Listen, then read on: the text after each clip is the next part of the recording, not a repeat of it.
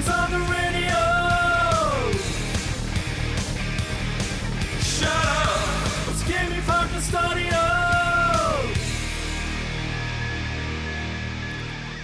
Welcome to the Big Week in Gaming podcast, and it has been a big week in gaming. I'm Integot for episode 34 for Sunday, the 7th of March 2021. As always, I'm joined by the official Xbox Hall of Famer and number one challenger for the mantle of the greatest Xbox RPG player in the world, Swinny. Hello! And the guy in the middle, the gamer, anti-gamer, the flip-flopper in chief, Mike. Hello, welcome. Hello from the past. Because you're probably listening to this well after we recorded it. Yes, true. It's very late, so I might be slurring my words. I haven't had anything to drink. I'm just very tired. Letting you know. We're already off the rails. This week's show, we'll be discussing Pyra, Mythra Smash Bros presentation and our first impressions.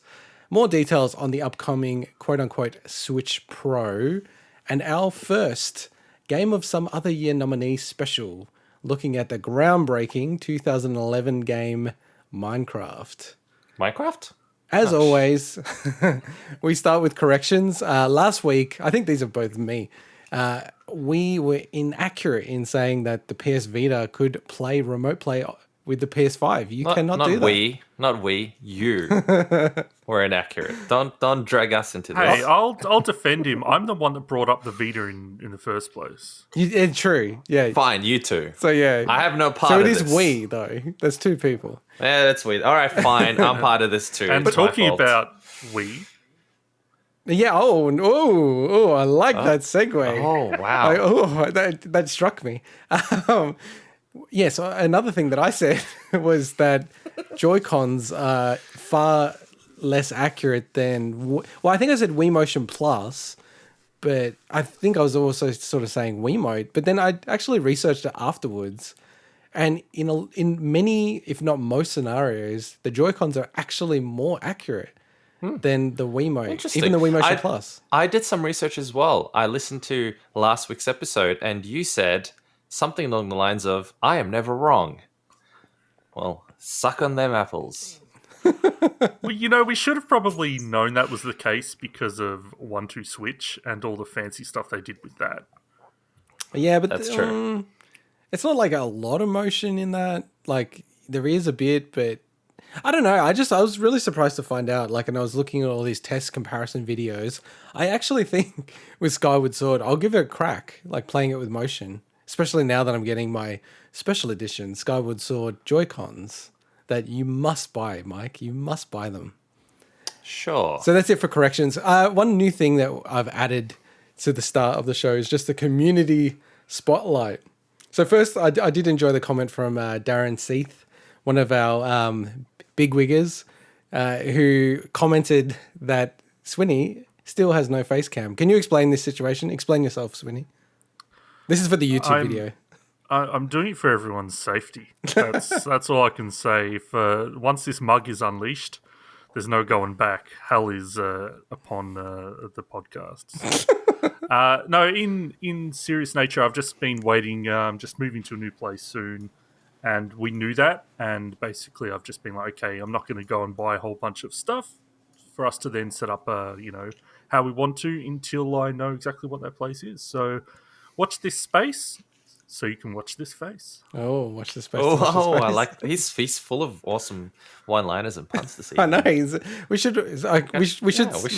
reveal some secrets. So we normally record on Sunday and publish on Sunday, right to the minute news. But today the boys have been very nice to me. I'm going away on the weekend, so we're recording on Friday night. So I'm sure there's going to be some massive stories breaking tomorrow. So you lied. You lied at the top of the show. No, I said 4. I said 4. I usually say on, but I said 4. You said it was Sunday. a big week. It hasn't been a week. You lied. It's been a big 4 or 5 days. It's been a big work week. It's been a massive work week. That's right. But business week. To counter what I just said, if there were any more news stories, like we had to cut stuff, even though we're recording this early. There's just been so many notable stories this week. So. Yeah, like those medium-sized stories that we love to talk about for far too long. Another one was we had a bigwigger reach out to us just around a Discord and things like that. I think with Discord, we'll just wait till like the community grows a little bit, and we'll probably do it along with a Patreon. But we're talking about maybe in years time from now, or something like that. I mean, we'd have to get a lot more demand. Yeah, when it makes sense. 10 listeners at least. We have 10 listeners. This podcast needs to be at least 3 times as big. Yeah, exactly. Yeah, exactly. Right now, it's a podcast for ants. And mine is just I love Swinny's Assassin's Creed tier list, and the hate Swinny's getting for Odyssey. It's just there's more upvotes and downvotes. That's so true. I'm sitting pretty now. True. That is it's true. always the vocal minority that you hear of, the Odyssey haters. But in all seriousness with that, I completely understand. If we were making a tier list of like the best Assassin's Creed like games that were like traditional Assassin's Creed games, Odyssey wouldn't be there because it's pretty much not an Assassin's Creed game, you know. That I don't want to derail the show 6 minutes in, but that is actually let me do that. That's a fascinating thing to be like. Is this an actual Assassin's Creed game? It's called Assassin's Creed, but I also understand the argument that people are making that Odyssey isn't an Assassin's Creed game. It's kind of a fascinating path. But they haven't been for like the last 4 or 5 of them. Exactly. Pretty much since Black Flag, you can say they haven't been Assassin's Creed games in many so years. Then when do they convert, right? Like, it's kind of a weird one. But I mean, so let's jump straight into what we've been playing. So Swinny, what Assassin's Creed game have you been playing this week? Good segue. So yes, we're killing it tonight with segues. This week has been nothing but bloody Assassin's Creed, as you can expect. So last week I said that I was really focusing on my first gaming resolution. That's continued this week. So I've 100%ed Assassin's Creed 3 Remastered. Which you hated, by the way. It's a frustrating experience. It's basically a game that I love to hate, right? Then I also completed the hate to love. Yeah. Then I also completed the Tyranny of King Washington DLC, which is really cool. I actually really like that. It's my favorite part. So you're also doing the DLC. I didn't realize that. It's part and parcel of the remastered anyway. Oh boy! So it's not technically DLC, but it was originally DLC for the original release. And that's really cool, and I kind of, clued you guys in a bit during the week that it's really cool alternate history where Washington goes mad, crowns himself king, builds a pyramid. Turns into a robot. He builds himself a pyramid in the center of New York. It's really crazy. I love it. And they give you awesome abilities like flying across the rooftops, turning invisible. It's just really, really cool to play. Wow. But what I've been playing most of since then was Assassin's Creed 3 Liberation. Wow. The game that's sitting in the trash tier of the tier list. So excited saying that. And replaying it makes me glad I put it in the trash tier. But it's a shame because there's some cool stuff about the game. Like Aveline is a cool character. The story's a bit ridiculous, but it's interesting.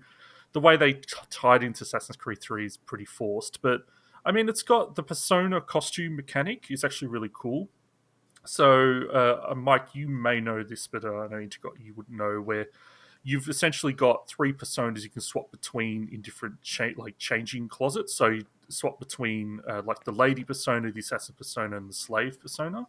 And they all have different abilities, and it's actually implemented really, really well, and they've all got their own special side missions. For instance, the lady persona, you can't actually climb on anything, you can do free running, so they actually built that in where you've actually got to find a way to navigate up to this area without actually climbing stuff, so it's actually pretty cool. So wait, this is with Connor, yeah? So he just runs around saying, but I'm a lady.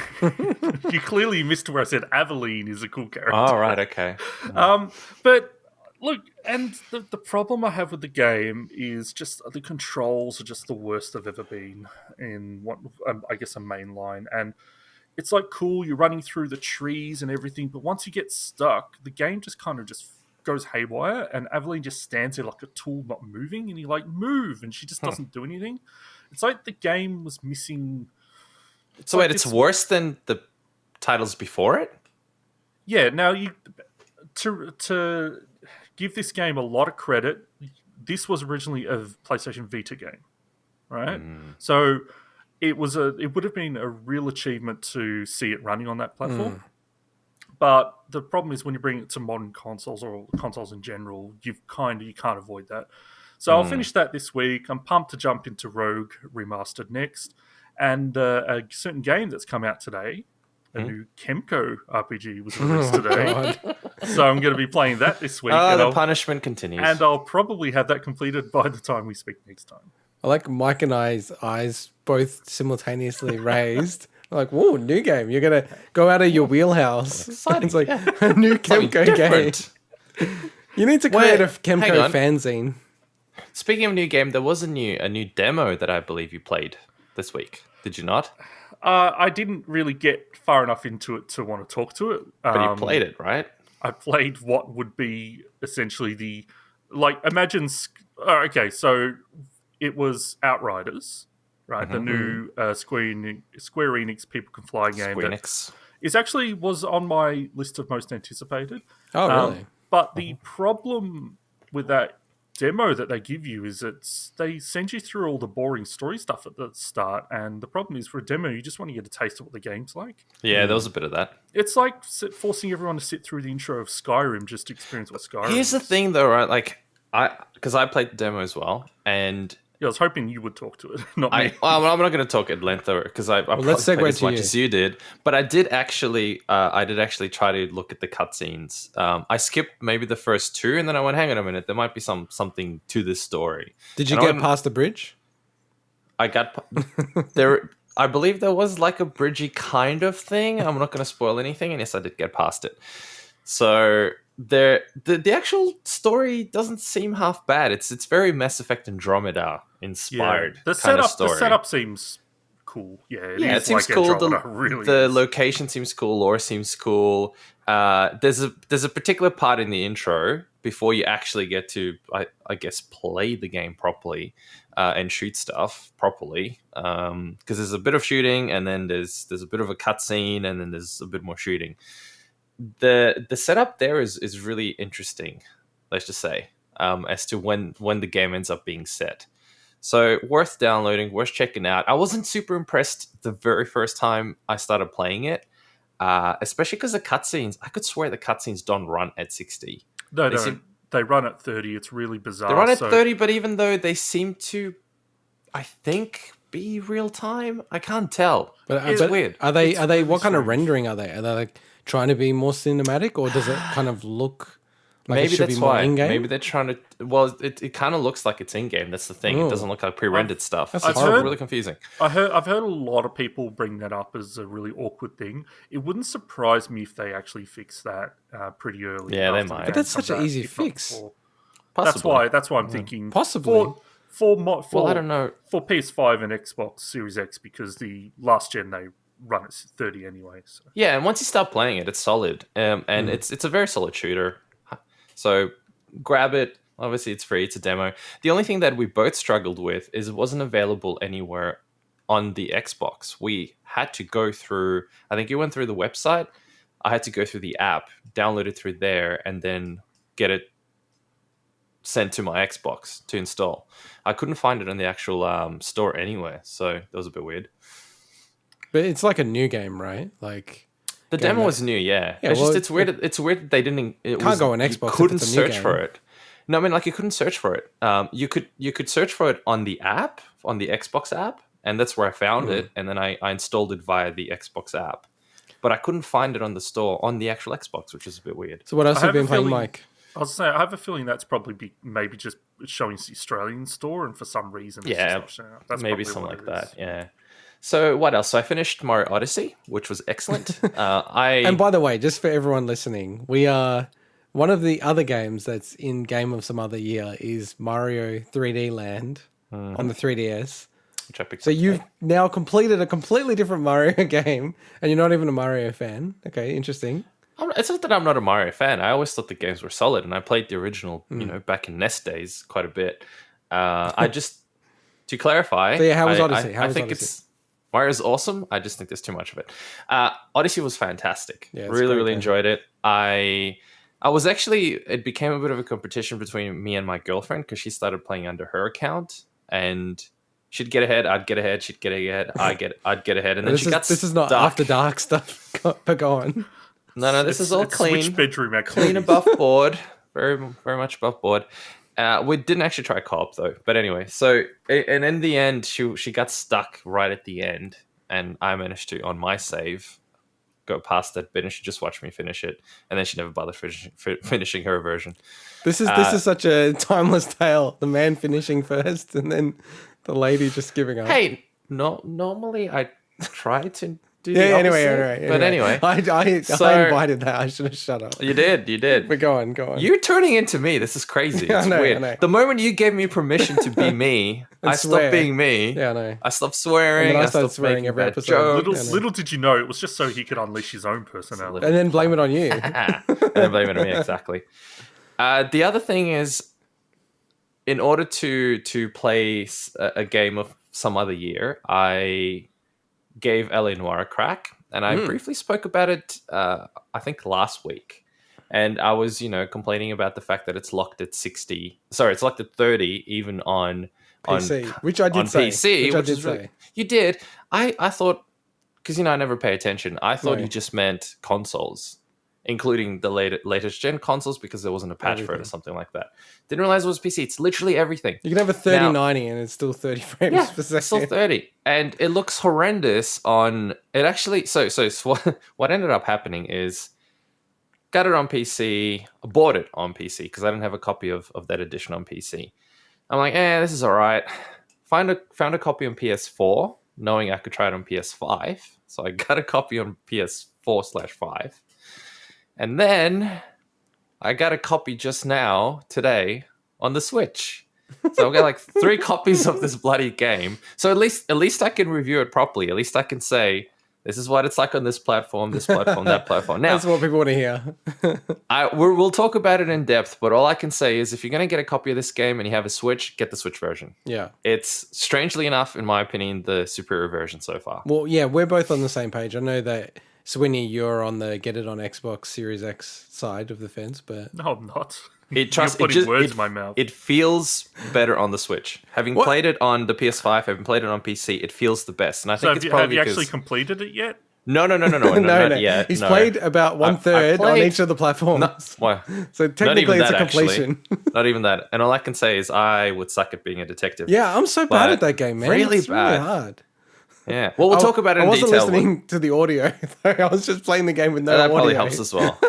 We'll get to that, when we talk about it. But can I just say something quickly on that game, though? That, and Swinny did point this out the other week, that it has slowdown. What they do is they don't drop frames. They just slow the game and the rendering down. You'll notice it, like, as you play it on the Switch version. It's like, I'm not sure if I'm against it or for it. Like, games just don't do that these days. They'll just drop the frames and move on, right?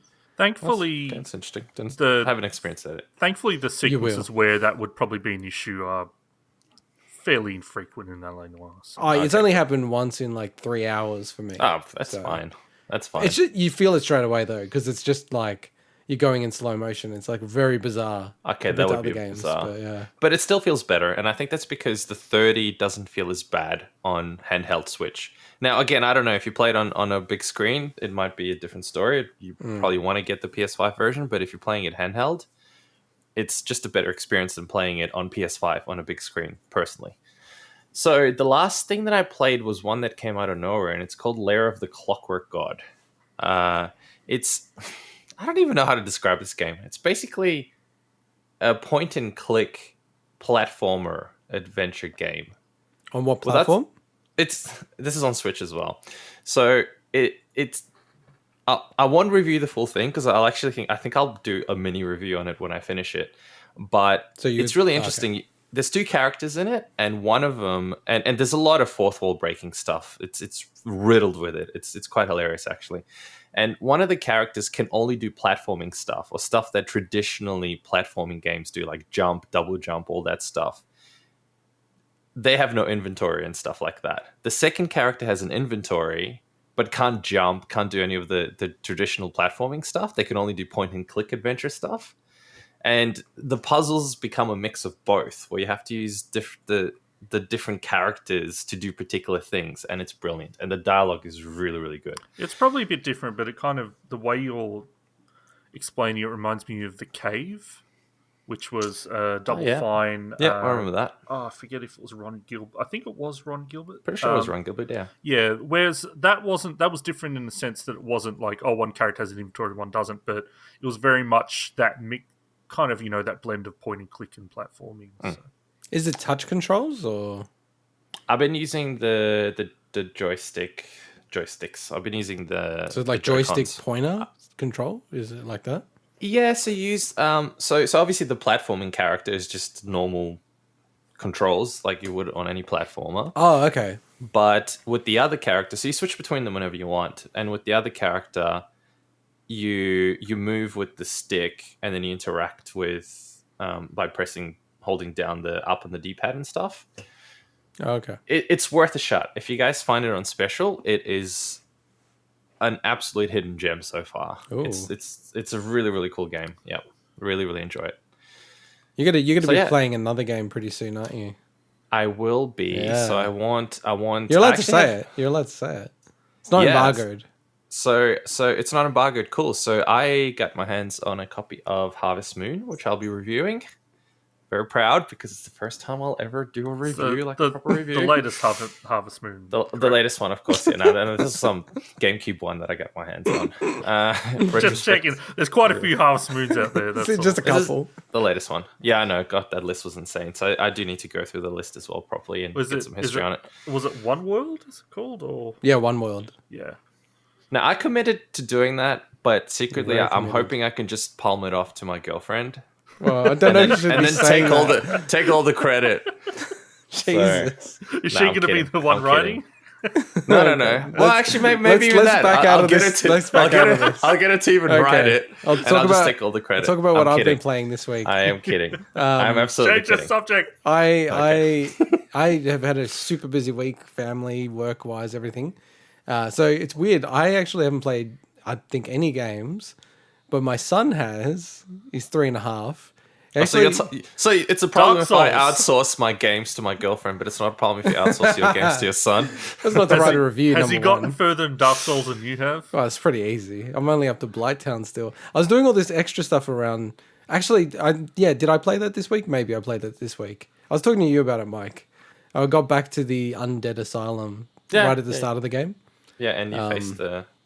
Yeah, no, so it's cool. I love Dark Souls. It's such a cool game. We'll be covering that in a few weeks. Yes, he was playing Pokemon Let's Go Eevee. And having watched that on the Switch and then the recent Pokemon Direct, I have to admit that Let's Go looks so much better than the remakes of Diamond and Pearl. Oh, wait. I still like the Legends game. But yeah, I looked at it and I'm like, these like remakes of the 4th gen games look like trash. Like, really? Let's Go actually looks really good. Like, coming back to it, Let's Go looks amazing. It's got an amazing art style. I really Let's rate Go it. is a good comparison there because they're similar in design as opposed to an open world one. So Yeah, and it's just like, hey, take the game, remake it. They got rid of the battle system to catch Pokemon. He actually did catch Pokemon because my wife has the actual little Pokeball that they sold. Oh yeah. So he's like throwing it, and he caught the Pokemon. It was so cool, dude. It was like, wait, remind people how old your son is. 3.5. Yeah, that's pretty cool for 3.5. And he was actually moving with the joystick, like around the world and stuff. I'm like, go down, go up. I was like, oh, this is pretty cool. And it's like it is a simplistic game, Pokemon. So can I ask, if you were to pick Twitch versus your son, and to see who could beat Pokemon quicker, do you reckon Twitch would win? Well, is there any assistance that I can I can coach him?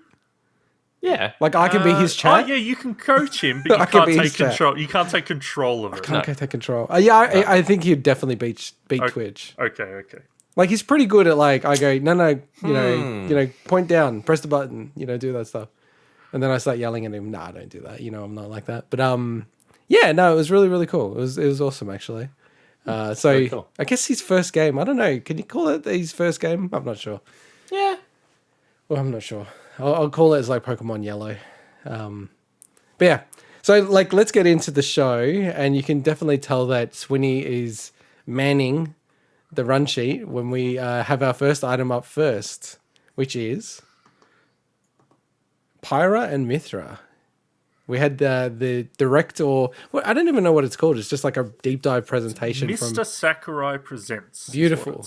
That's actually awesome. Mr. Sakurai Presents.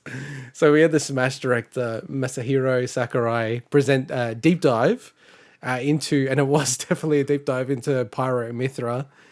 There was a lot of questions outstanding for this character. So this is the fourth character in Fighter Pass 2. Only 2 remaining. And even in the language that they're using in these presentations, it really does seem like they're not going to do a Fighter Pass 3. I know that that's what they confirmed last time. When they announced Fighter Pass 2, they're only going to do 1 extra. But man, it's such a cash cow for Nintendo. We've said it before. I'm okay if they don't do any more Fighter Passes as long as they start thinking about new costume DLC for the characters. Oh yeah, that's what I want, because I've already got so many mains. But if you give me cool new costumes for those mains, I'll be all over it. Man, I must admit, I'm shocked at how many of the Mii Fighter costumes I've bought. Like, part of it is almost just a meme to play against you. Like, we're like, and I'll use it once. Like, that was a good $1 spent right there. But yeah. So the presentation was very, very deep, and I think offline, Swinny and I had a chat about, when do you think the character will get released? And I think I was very adamant. They're going to pull a Nintendo move and make it right at the end of the month, and you just never get to see that coming. Keep the whole conversation offline. And then we find out that today it's already released. So have you played it, Swinny? Yeah, well, that's the idea of this segment. So, wait, so you're telling me you haven't played as them yet? Dude, I haven't had a chance. I've been flat out. I knew I had to cover it, so don't worry, I've played as them. Well, I think if we were going to record this on Sunday, I would have definitely played it, but... No, well, they came out today. I didn't get to watch it until a few hours ago. I've been so flat out. It's been crazy. Yeah, so look, I haven't had a good amount of time with them because I've just essentially spent about maybe 20 minutes in training and then a few matches against CPU because it's that literally just dropped today. And so basically, as expected, you got 2 characters. You can swap between them at any time, just like the old Zelda Sheik and Pokemon Trainer. Well, it's more the Zelda Sheik. It is the Zelda Sheik, but the concept's the same. Sure. So as Sakurai went deep into as well, that Pyra is the slower power character, and Mythra is the quicker one with higher jump height. And when we're saying quicker, like the run speed on the ground, I don't know if it's quite double, but it's very visible. That's the word that I was going to use. Double. Is it double? Maybe it's crazy. And the jump is the craziest, I think. Yeah, and they both share similar normal attacks. But there's a considerable difference in that damage speed trade-off. So we're talking like the jab attacks, Mythra will just be able to get them out really quickly, but they're just doing almost like half of what Pyra's attacks will do. Yeah, ballpark.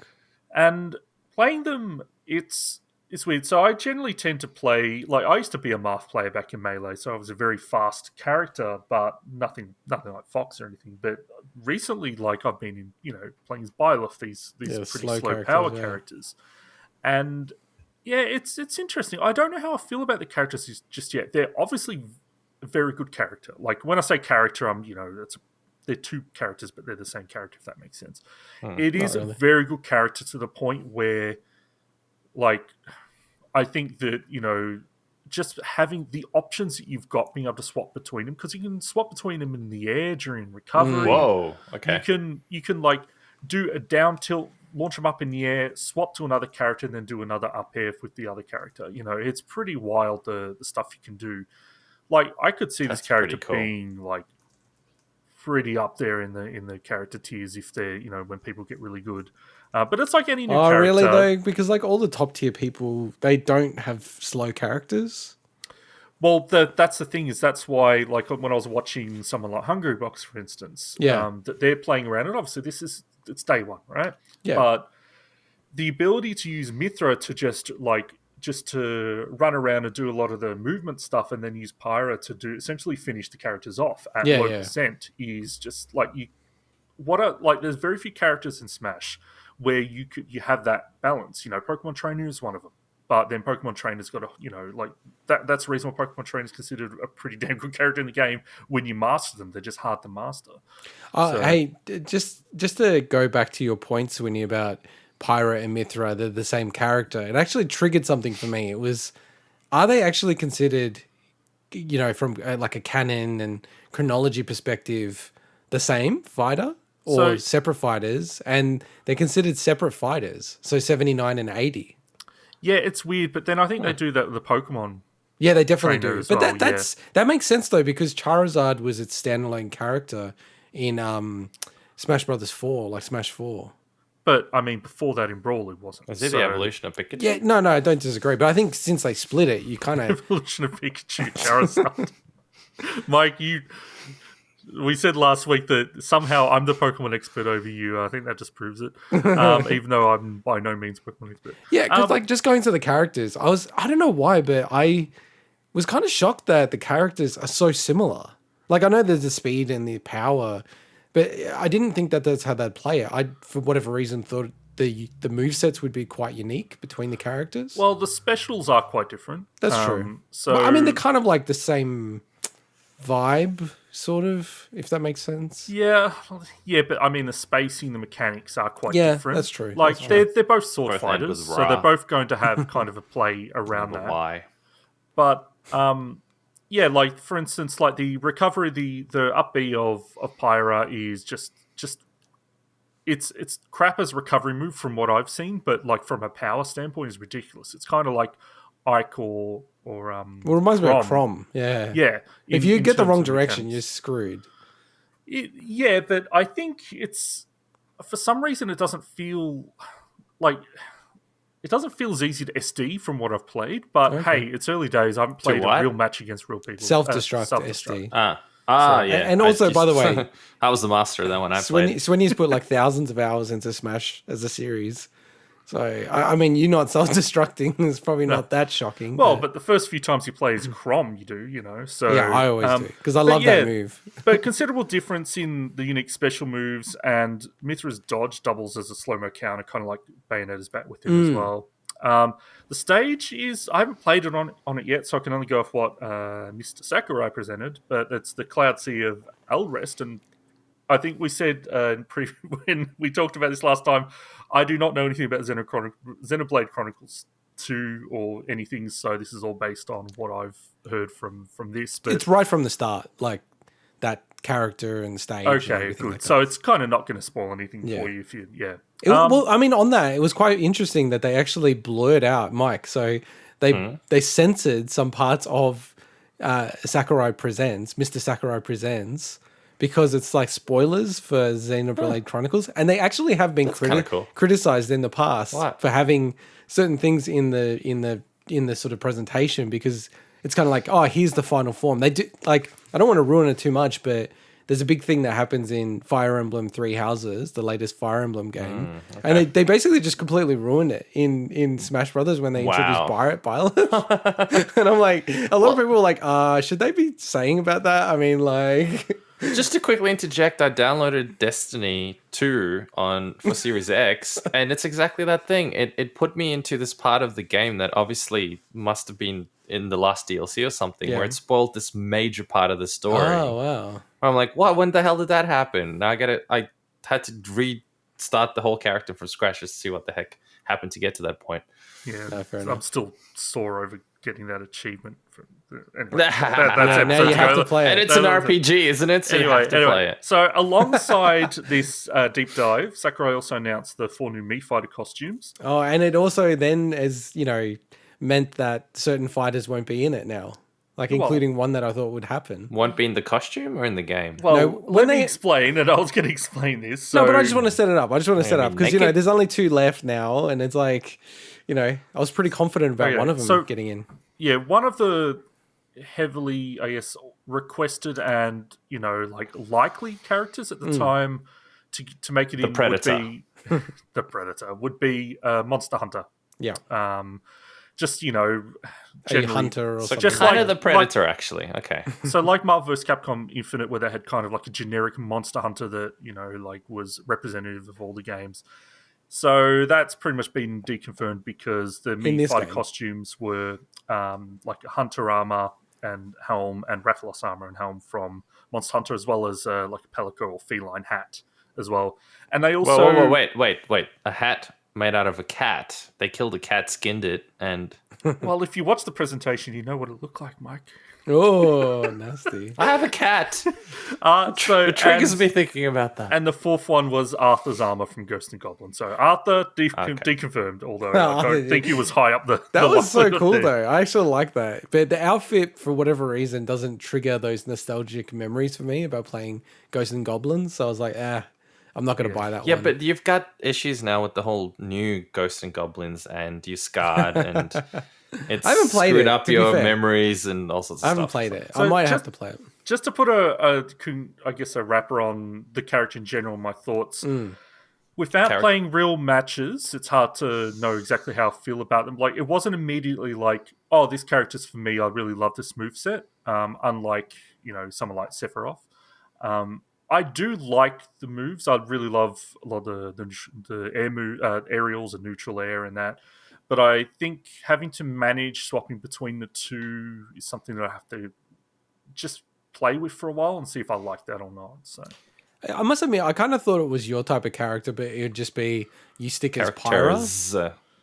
No, I mean character, because I think like when I was watching it, I was like, I feel like Swinny would just stick as Pyra all the way through. It doesn't matter Pyra, what. yeah. The thing is, and I kind of understated it, like Pyra's attack power is nasty. She's so powerful. It's insane. It's absolutely ridiculous. You can kill someone at 20% with a if they're on the edge. Yeah, with a full forward smash charge, nuts, which is insane. So Pyra is definitely kind of it's weird though. Like I wouldn't, I guess, navigate towards that, but Mythra kind of reminded me of, the play style of when I used to play as Marth. So it's kind of like, it'll be interesting. I hope that we get a chance to play it properly. Wait, OG Marth or 20 clones of Marth? Which one of them? OG Marth. Melee. Okay. What I would say is Pyra is like my first pick in an 8-player match. Because you go Pyra at the start, and there's so much power, just be knocking off people left, right, and center. I still like Byleth for that. But no, I think it's just as powerful, right? Anyway, that's I think that's enough smashing. Unless you've got anything to add to that. Well, I think the most important thing is that there were figures that were discussed in the Mr. Sakurai Presents, but it was not Amiibo figures. Yeah, so he just said a little detail about that. Is Worth Life Living? No, it's not. That, because, just for everyone's knowledge, he's basically told by Nintendo, you are going to make a Xenoblade Chronicles character. You are going to make an ARMS character. You are going to make an X character. And I think this flex around, is it Min Min or Ninjaro for ARMS? Or is it, Rex or is it Pyra for Xenoblade Chronicles? But he doesn't have the flexibility to just go, I'm going to make some, I don't know, like Crash or something like that. I just got to say about Sakurai, he was on form in this presentation. Yeah. So the memes that are coming out of this yes, are amazing. They are amazing. I love it. I wrote a note like that. I said, he's so much charisma. And then I was like, I wrote this in quotes and I'm not sure if I can deliver it right, but he was almost like cute. In the presentation, I was like, this man is cute. He's talking about okay. He's talking about them, and he's like, I kind of navigate towards. I think he said Pyra as a character, and he's like, as a fighter. As a fighter. I navigate towards Pyra as a fighter. As a fighter, of course. And he's like, you can. These figures allow me to see the bottom of their feet. Yeah, I like that line as well. It's one of the rare times where I feel like, damn, I wish I knew Japanese just to hear him say these things in his natural language and how he delivers it, because he seems like such a funny guy. Really cool. Like another stage that they won't be able to use. This might be the most banned stage of history. The actual edges of the stage move as well. So, I mean, can you even think of a stage like that, Swinny? Like, you know what I mean? Like the edge moves in and out? I guess if you count Tamina Bay a bit with the turtle. Yeah, good call. Yeah, good call. But it's pretty rare. I remember that stage. Do they still have that? Mm-hmm. Well, but they ruined Ultimate. it. What do you mean they ruined it? Let's not get into it. We don't have the time. We've got too many big news stories. Yeah, that's right. Too many big stories. Right. Let's move on to the story that should have been the number one story, but Swinny runs the run sheet. Let's move on to the quote-unquote Switch Pro. So, like, one thing about our show is we don't like talking about rumors, and I would argue this is not a rumor. Bloomberg is a very reputable news outlet. The rumor about the 7-inch is true, though. Nice, Mike. Bloomberg's reporting that there'll be a new Switch model coming out in the end of 2021.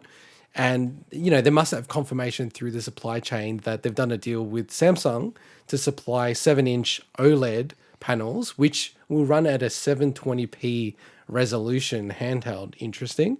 And that they're also getting chips and parts that would support a 4K output, which also lines up to, reports that we've seen earlier around devs being asked to prepare 4K assets for games. Just for context, the current Switch screen, so not the Switch Lite, but the main Switch, is 6.2 inches.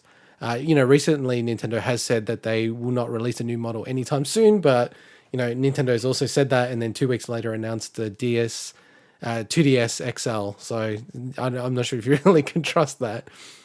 Now, I just like opening this up, I feel like if they do make this, they're just going to keep the exact same form factor, because surely they want like Joy-Con compatibility.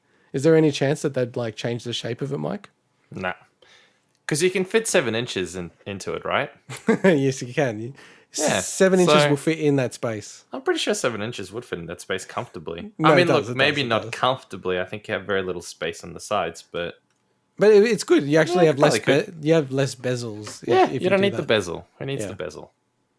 And 720p, Swinny. Like, what do you think about like the resolution from a handheld perspective? Well, look, from a handheld perspective, I like the Switch as it is. So 720 suits me fine.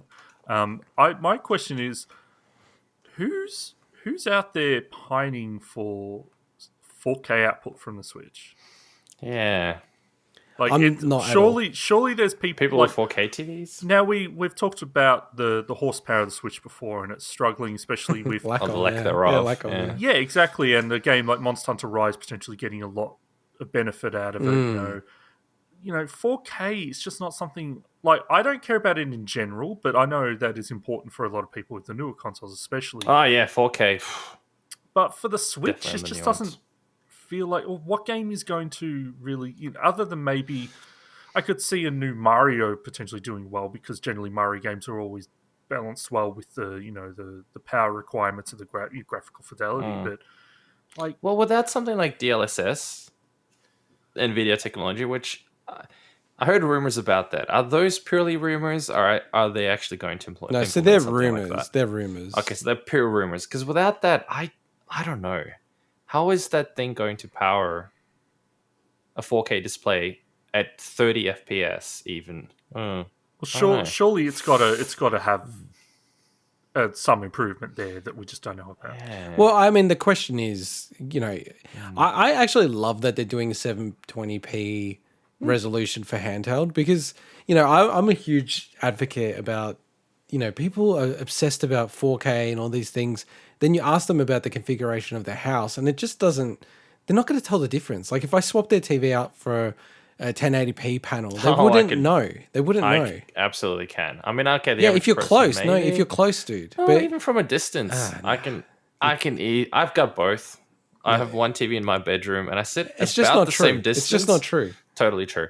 The same game to me looks totally different. We don't live in the same city, but I could do a double blind test on you to test if you can see it. I could easily tell the difference. We'll make this into a special. We'll film it. We'll do a special, film it. I don't know how you're going to do that. But when I'm down next, I can just change the settings. Easy. The big wig taste test. Let's do it. The big wig double blind test.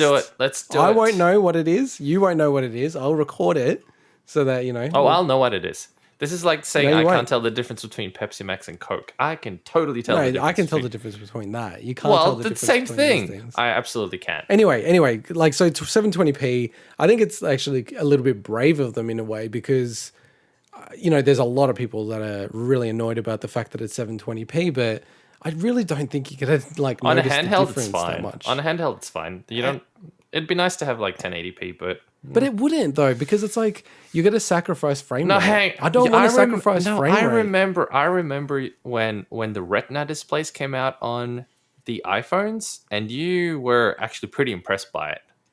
Yeah, I remember that. 720 to 1080 isn't Retina, number one. No, it's not Retina, Number but two, you can absolutely tell the They difference. have a Retina between the two. display that runs at the exact same refresh rate as a non-Retina display. So if they can do 1080p and run it at 60 frames per second, okay, sign me up. But I just don't believe that in a handheld format. Well, that's the thing they want. I think it's also probably better that it's at 720 because they can try to get at least stable 30, hopefully 60 in some cases. Now, Yeah. on the 4K bit, I am still wondering if they will go the really crazy route, which is put some, GPU or CPU capacity in a dock. So then you can pump out a 4K. That's what model. I was going to ask. Yeah. Do we think that they'll go that route? Because to me, I don't think they will. That almost makes sense, but then what's that going to cost? It's not. It's not like a Nintendo thing. I think that's the thing that throws me so much. This 4K thing, unless okay, maybe if I reframe it, the PS5 that I have does 8K. The Xbox Series X that you guys have does 8K. Do we really think games are going to be at 8K? No, but there's no screen for it anyway. So what's the point? My point is that they're advertising 8K, but we all know that they're targeting 4K and 1080p 60. So maybe with the Switch, it's like, yeah, it does 4K, but no game really supports it. No, it's going to be one of those things where it's a marketing thing, I think, to be honest. Yeah. Because for me, they can slap a 4K output on their boxes. I think so. Maybe that's what it is. Because it's kind of a bit like, how can you sell a product in 2021 that doesn't say 4K on it? That's all it is. So I mentioned in our chat during the week that when we were talking about this that I in general I don't need a new Switch other than the fact that I do get a bit of drift every now and then. But I mainly play it docked anyway, so I don't have that issue.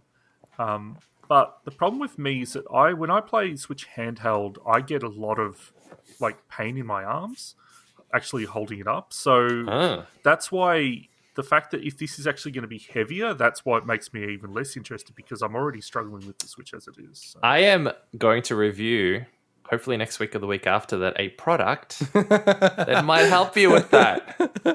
But unfortunately, my girlfriend stole it, and she's using it at the moment. So the other thing, Swinny, you might actually find that Hori pad might actually help. Yeah, that helps a lot, dude. Yeah. So I'm using the Switch Lite now, mostly, and my hands sometimes even cramp up. Yeah, my hands cramp sometimes with the Switch. I do have my hand is literally.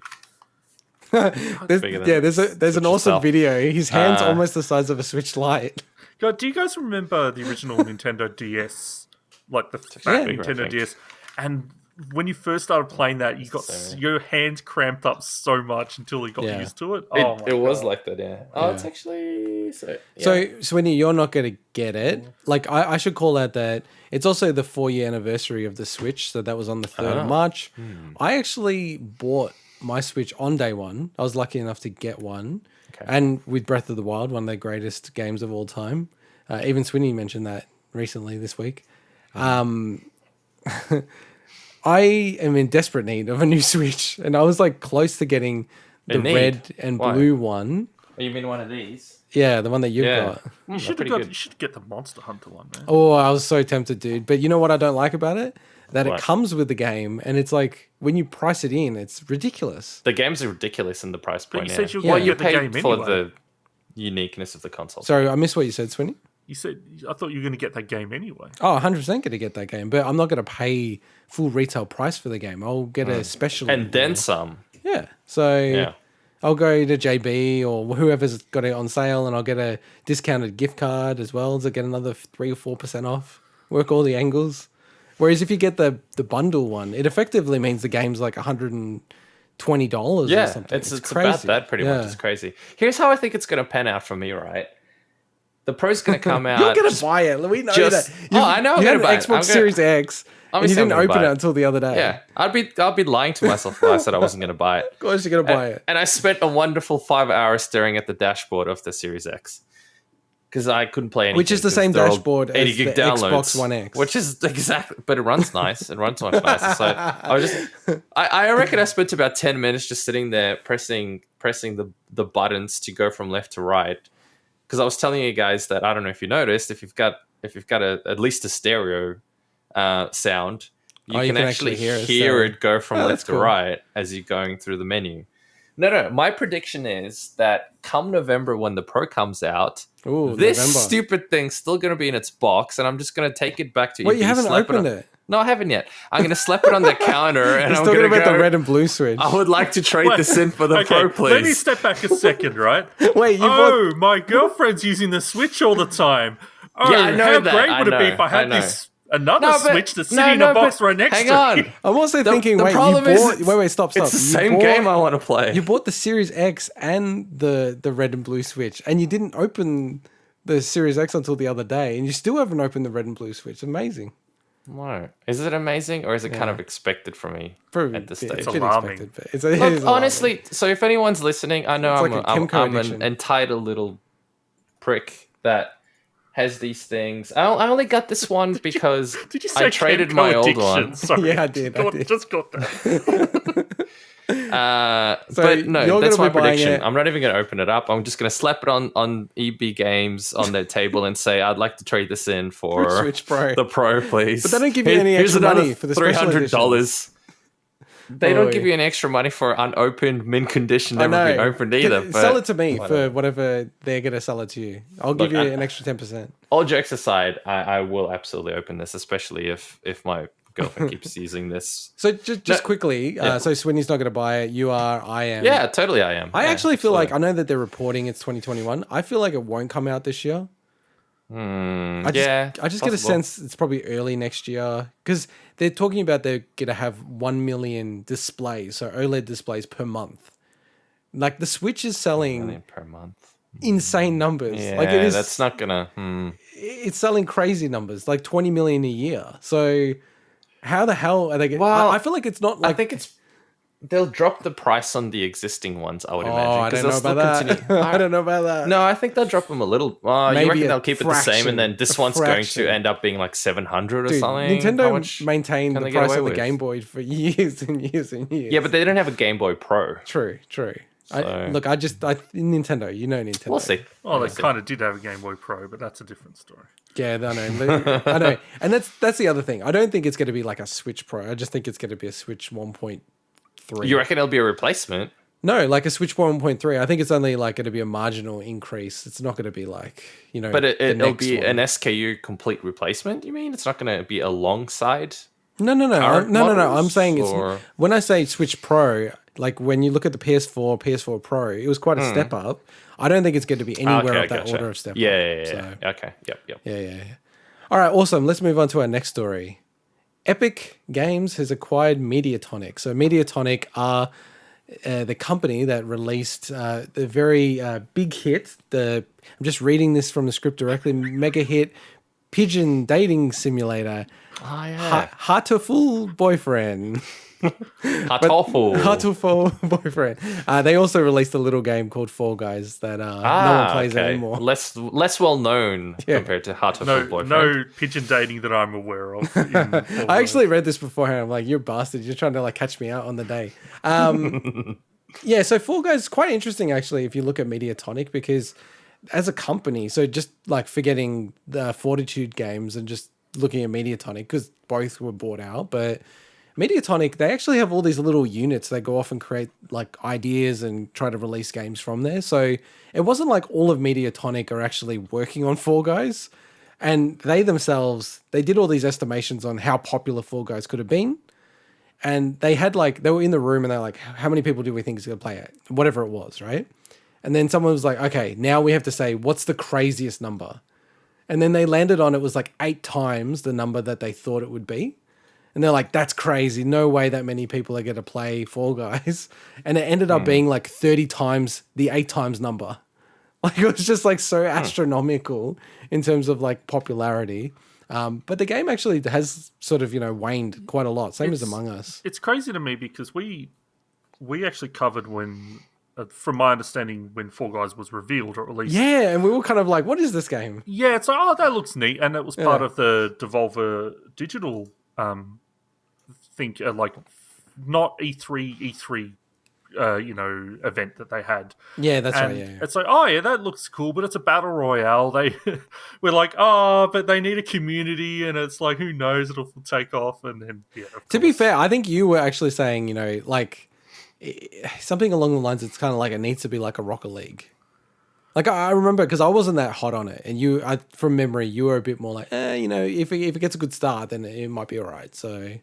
Yeah. And I'm actually really keen to play the game, but now I must admit with this acquisition, I just feel like, given Rocket League went from paid to free. Personally, like I played it for a long, long period of time, so no qualms that I bought it and now it's free.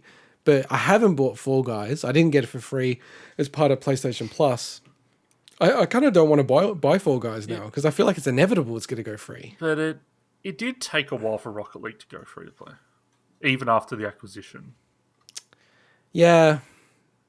But I mean, it's not the kind of game that that was an interesting one because they announced it was going to go free, and it was like some time after. Yeah, like, are you pining to play Fall Guys? If not, then you might as well just wait. But that's what I'm kind of saying. So I don't know. I kind of feel like they might go mum on it, and not really say anything about whether it's free to play or not for a period of time. You know what I mean?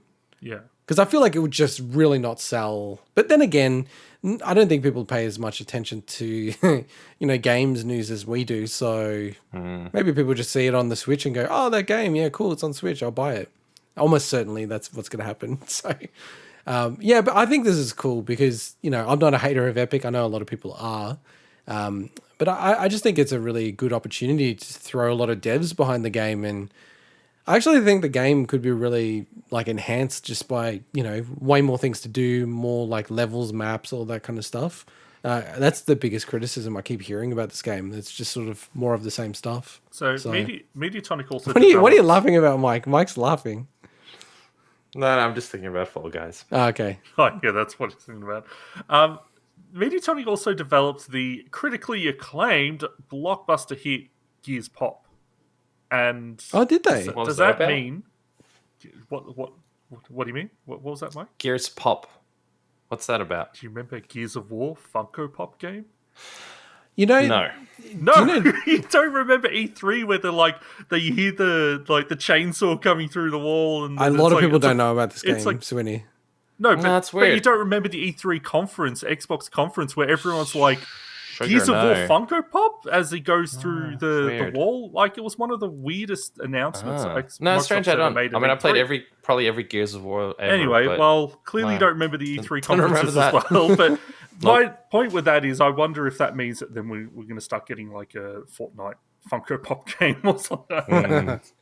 Well, we're not all Xbox Hall of Famers, Winnie, so don't criticize Mike. I just clearly know more than you guys, that's all. That's definitely true. About Xbox, you're a shill. They actually did say, the developers, that they learnt a lot from the Gears Pop game about developing multiplayer games. It was a huge thing for them, because they never really made games like that. So it gave them a lot of confidence to make Fall Guys in the way they did. That's really cool. So, wow. Yeah, no, so I feel like it's inevitable that they're going to bring in free-to-play mechanics to this. They already have Season Pass modeled off Fortnite in the first place. So interesting acquisitions. I think, there's so many acquisitions we haven't even spoken about recently. You will see a massive consolidation in the industry in the next couple of years, just like you have in other media classes. So, all right, let's move on. Elden Ring. Elden Ring.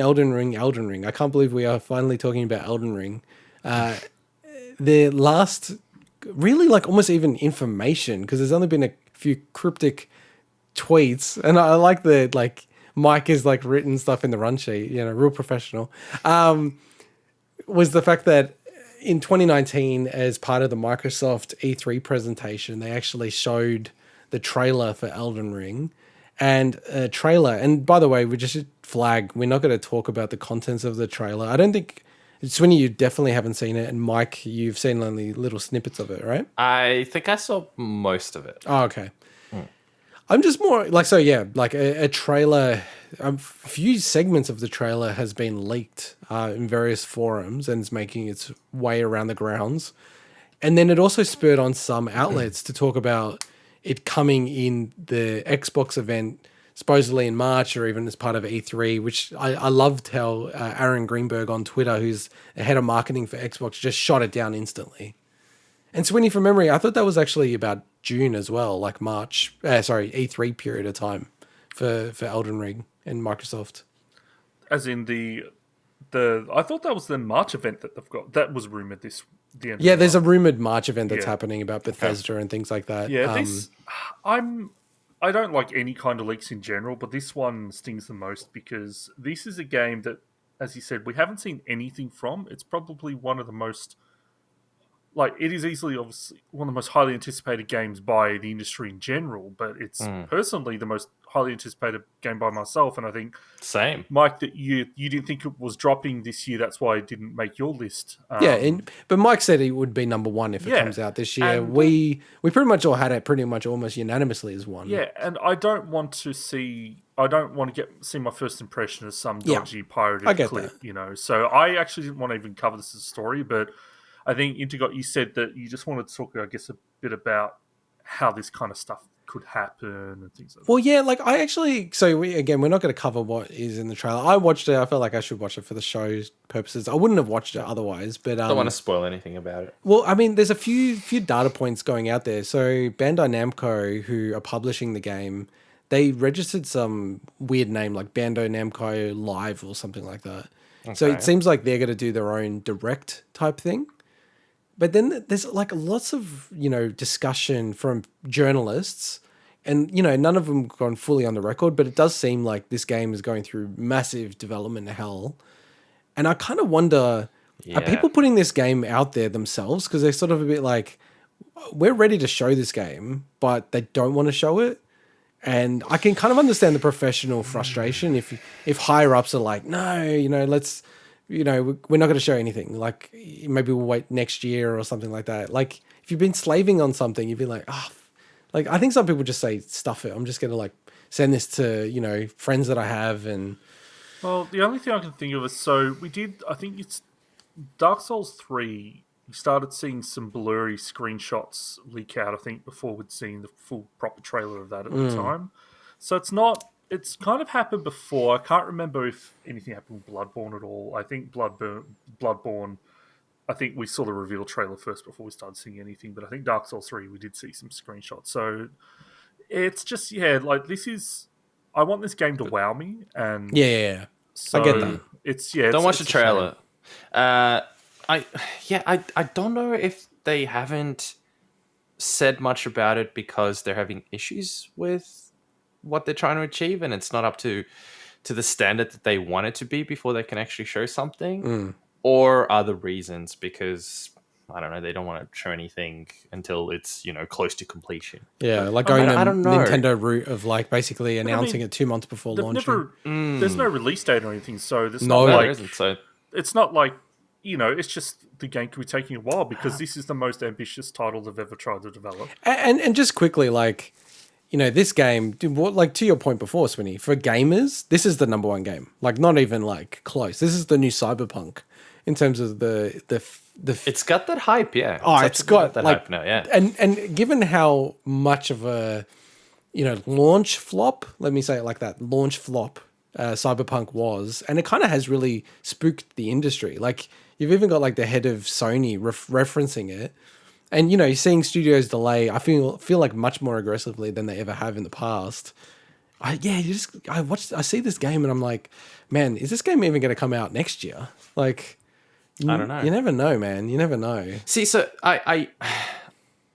it was weird. The trailer was a weird one because half of it was don't talk about the content. No, I'm not going to talk about the trailer itself, but I'm going to talk about the trailer, if that makes sense. Yeah. So to me, I was torn. Because on one hand, I wanted to actually check it out and see what's going on and what it's up to, but on the other hand, I didn't want spoilers. I didn't really want to. I'm like Swinny. I want to go fresh into this. When it's done, it's done. I'll enjoy it then. So I sort of watched a little bit of the trailer and then I went, nah, screw this. I don't want to see the rest of it. Quit out. Quit out. But from what I saw, my initial impressions did not wow me. Don't talk is all about I can it too say. much. Don't talk about it. So I'm not going to say more than that. Yeah. Look, and it could just be because it was grainy and it looked like someone was recording it with a phone off the screen and stuff that's like what that. they were doing. Yeah, so it's nothing, don't get discouraged or anything like that. But absolutely, and Cyberpunk, we talked about it just now as well. Don't get your hopes up. When it comes out, and hopefully it's going to be a solid game when it does come out. So yeah, like last thing I just want to say, like for me personally, it's funny. I don't even really care about these trailers. I have enough faith in who's making it, the studio behind it, the development behind it, that honestly, that to me, they wouldn't even need to put out a trailer for me. Or like they could go, here's a trailer and it's coming out next month. It's like, okay, cool. Like that's fine. I understand they need to build the hype. So maybe they'll do that this year. And look, I think it's either going to go one or two ways. I feel like the trailer is going to come out relatively soon, or like we're not going to see anything this year from them. I think it's going to be like next year. I think this game's coming out this year, and I have 100% faith in Miyazaki. So okay, I have faith in him too. Yeah. It's look, yeah. It's going to be cool. It's going to be cool when it comes out. Like, hopefully it's like the big Christmas game. That'd be pretty hype. And then, we'll play it when it comes out. That'd be really sick. All right, let's move on to a game that I was like really surprised to see announced this week. So maybe I wasn't paying any attention, but Aliens Fireteam was announced this week for pretty much everything. So it's coming Q3 2021. So it's PC, PS4, PS5, Xbox One, Xbox Series X and S. And it's a 3-player. You could have just said no Switch. Yeah, true. 3-player, well, next gen, well, current gen, old gen. It's so confusing. It's a 3-player co-op shooter, PvE style, in the Aliens universe set after the events of the trilogy. So this is like the earlier Alien films, obviously. And it's like different classes, enemy types, things like that. Very Left 4 Dead vibes. I was super amped about this, and I was like shocked that you guys didn't want to talk about it. No. I did want to. I thought you were talking about that other game. No. And I'm like, no, I don't want to talk about. But then, Swinny, were you not hyped about this, or? Look, just seeing the headline, new Aliens co-op shooter, you're like, it's just like that's not the kind of thing that catches my attention. But when I actually watched the footage that IGN put up, so they had a big chunk, like 15 minutes of gameplay. Speaking with the developers, it's actually quite good. They it looks really, really solid. Looks good. Yeah. It's a new like studio. It's very playable right now. Yeah, that's what they were doing. It's the first game this studio has put out. It looked polished, but it looks really good. It just looks like fun, honestly. And what can I say? I think the name is very generic, but whatever. It's a name. It's extremely generic. Yeah, so it's fine. But it just. Look, it's a different style of game, but just brought me back to playing Transformers War for Cybertron, their kind of horde mode stuff. And I know it's not a horde mode kind of game. It seems like it's structured like Left 4 Dead where you're going through missions. But that PvE, co-op PvE aspect has always been fun. It's always fun to play games with your mates. So this looks like good fun. Well, so I missed out of the whole sort of Left 4 Dead era with you guys, like playing those games.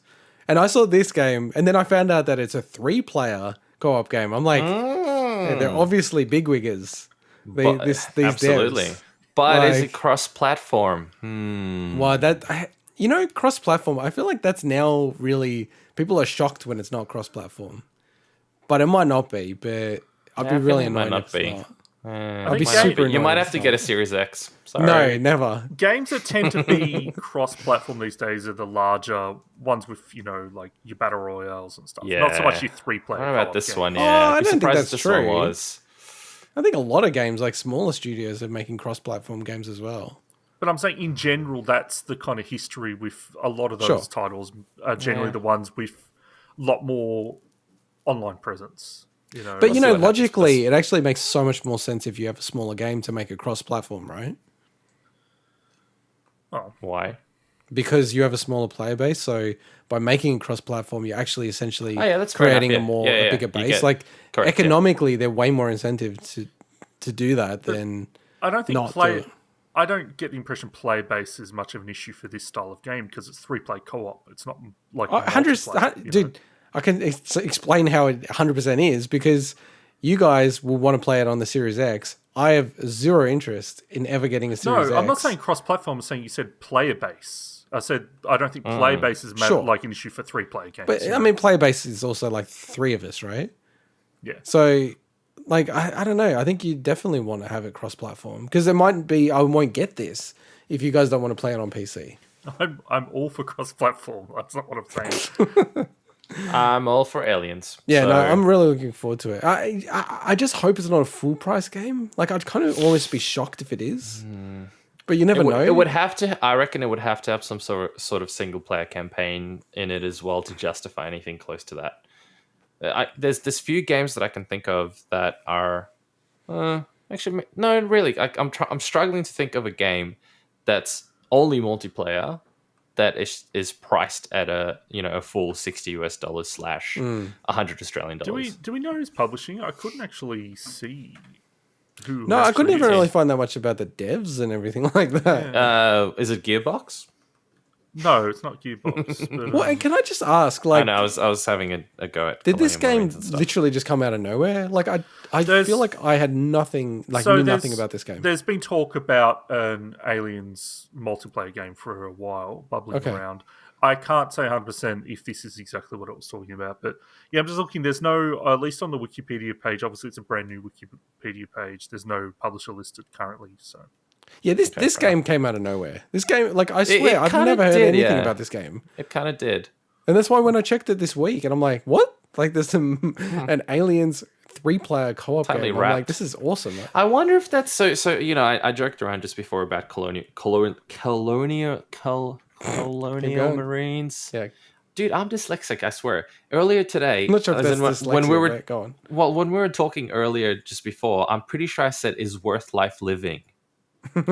Instead of is life worth living. Anyway. Fair enough. So yeah, I think a lot if people don't know, there was a bit of an issue with that game because all these awesome trailers were shown that were supposed to be gameplay, and then when the actual game came out, it was a massive disappointment. And I think maybe the industry is a little wary about showing anything Aliens related until they're kind of confident that it's definitely a good product. But even with this, I'll take it with a grain of salt. Let's wait until it comes out, and then we can see how good this game actually ends up being. It looks solid, and you can tell when a game feels, even in a trailer, right? You can tell when a game feels like, oh man, it's missing something. Something's not right about this.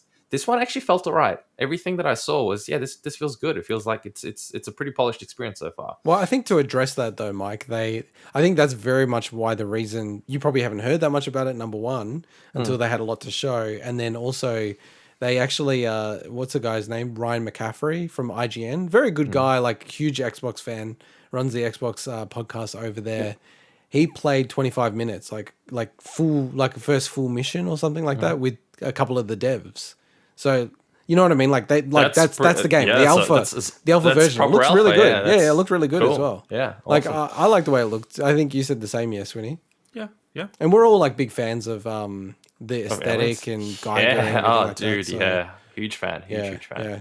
Speaking of huge fans, we're all huge fans of this franchise as well. Really kind of almost random announcement this week that Doom 3 is getting a VR port to PSVR. Nice. Which only recently that most people can get backwards compatibility on the PS5 with the PSVR because of the camera adapter getting so delayed in most countries in the world. Very strange. And I think I said this to you guys during the week, or maybe to you, Mike, but I feel like this is to me the weirdest Doom game, by the way. Like Doom 3 to me is not a Doom game. Like we were talking earlier in the show about Assassin's Creed. It's a different kind of game. Yeah, absolutely. Yeah, it's the new Dooms, like Doom 2016, to me is like a modern reincarnation of Doom and the style of Doom. Doom 3 was like almost like a horror game and like very slow paced. Especially at the start before they modded it and officially, the torch was on the gun. You had to keep swapping between the two. It was a I remember that. That was annoying. Yeah. So, but like it feels like they made it as a VR game back then because I can really imagine this being a VR game. Carmack ended up, going and working for Oculus. It's kind of surprising actually that it took that long for them to do this in VR. And I think it's going to be an awesome VR game. I think it'd be a perfect VR game. Well, you could play it. You've got PSVR. And I will play it. I think I absolutely will be playing this one. Yeah. In going and finding, because, we pre-prepare stuff for our YouTube clips ahead of time, and finding thumbnails and stuff, I came across a community VR mod of Doom 3 as I was researching it. So I'd be keen to know how the community version compares to the actual proper version. Well, the community one will run so much better because it's running on PC versus PC, exactly. Even like I think PS5 like on back compatibility. But yeah, the Doom 3 has been one of the games that like had really big community support in the VR scene. Like my mate who's like super into VR spoke about that ages ago. He's like, "Oh, look at this! You can play Doom 3." I'm like, "Why do I want to play Doom 3?" Like, out of all the games. But having played VR now, I can kind of go, it fits. It fits so cool, well. Like it's kind of scary weird. game. Yeah. Atmosphere is fantastic. Yeah. I do actually want to, because Doom 3 was in the era of like the GT 6800s or whatever, like the really old, by now old. Sure. That was uni days for me. Yeah. When those graphics cards it just blew me away. I remember how amazing Doom 3 looked back in the day. But I'd be curious what it looks like now, because I played Doom on the crazy thing is, back then it needed the latest graphics card to really push it and play it properly. I played that game now on the Switch. You can get Doom 3 on the Switch. I played it on the Switch. Yeah, you can. And it's insane that you can play it on the Switch now. This little tiny handheld that's smaller than a graphics card back then does all of it. And I mean, I don't know. I haven't seen a comparison between the two, but I think it does it pretty closely to the original Doom 3 game. got a pretty good original Xbox port, which was done by Vicarious Visions, actually. RIP. It's just nuts. Like seeing it on no, they're not RIP. They're just in Blizzard. Crazy. It's interesting you said that, Mike, because that means surely the Switch is like a Doom machine because it's got every single Doom game on it. Like Doom 64. It's got all the Dooms, I think, doesn't it? Yeah. Because they just had the port of Doom Eternal. On it. They just had the port of Doom Eternal. And Eternal as well. Yeah, so it's kind of crazy, actually. Mad. Yeah, id Tech, like, id who make the Doom games, a bunch of other games, their engines are just like hyper efficient. It's insane. It is nuts. And engines. Really good looking too, but it's just, I guess that's how they get the efficiency as well. Yeah. So I don't like Doom 3, right? I would much rather play... I don't like it either. I would much rather play Doom 64 VR than Doom 3. I actually had a blast Doom 64 back in the day. I haven't played the latest ones, but the one thing I'm keen to try if they've adapted Super Turbo Turkey Puncher into VR. Like I said before, I think out of all the Doom games, I'd want to play Doom 3 in VR. But again, it's not a Doom game, so... Yeah, it's a Resident Evil in space kind of game. I mean, you'd be some sick person who'd say Doom 3 is number one on the tier list. It's like Odyssey being Assassin's Creed tier list number one. Some maniac. Yeah, no. It's not even an Assassin's Creed game. Doom 1. All right, let's move on. Swinny, I'm going to hand this over to you. Yeah, so Mistwalker, which is the studio headed up by legendary JRPG and Final Fantasy creator Hironobu Sakaguchi, has finally unveiled Fantasian, which is basically a game that's been in works for ages, and it's unfortunately an Apple Arcade exclusive. But I'm not going to let that. I'm not going to let that sour any of this reveal, because the game actually looks really, really cool. Okay, can I please provide some context? Swinny is like one of the biggest haters ever.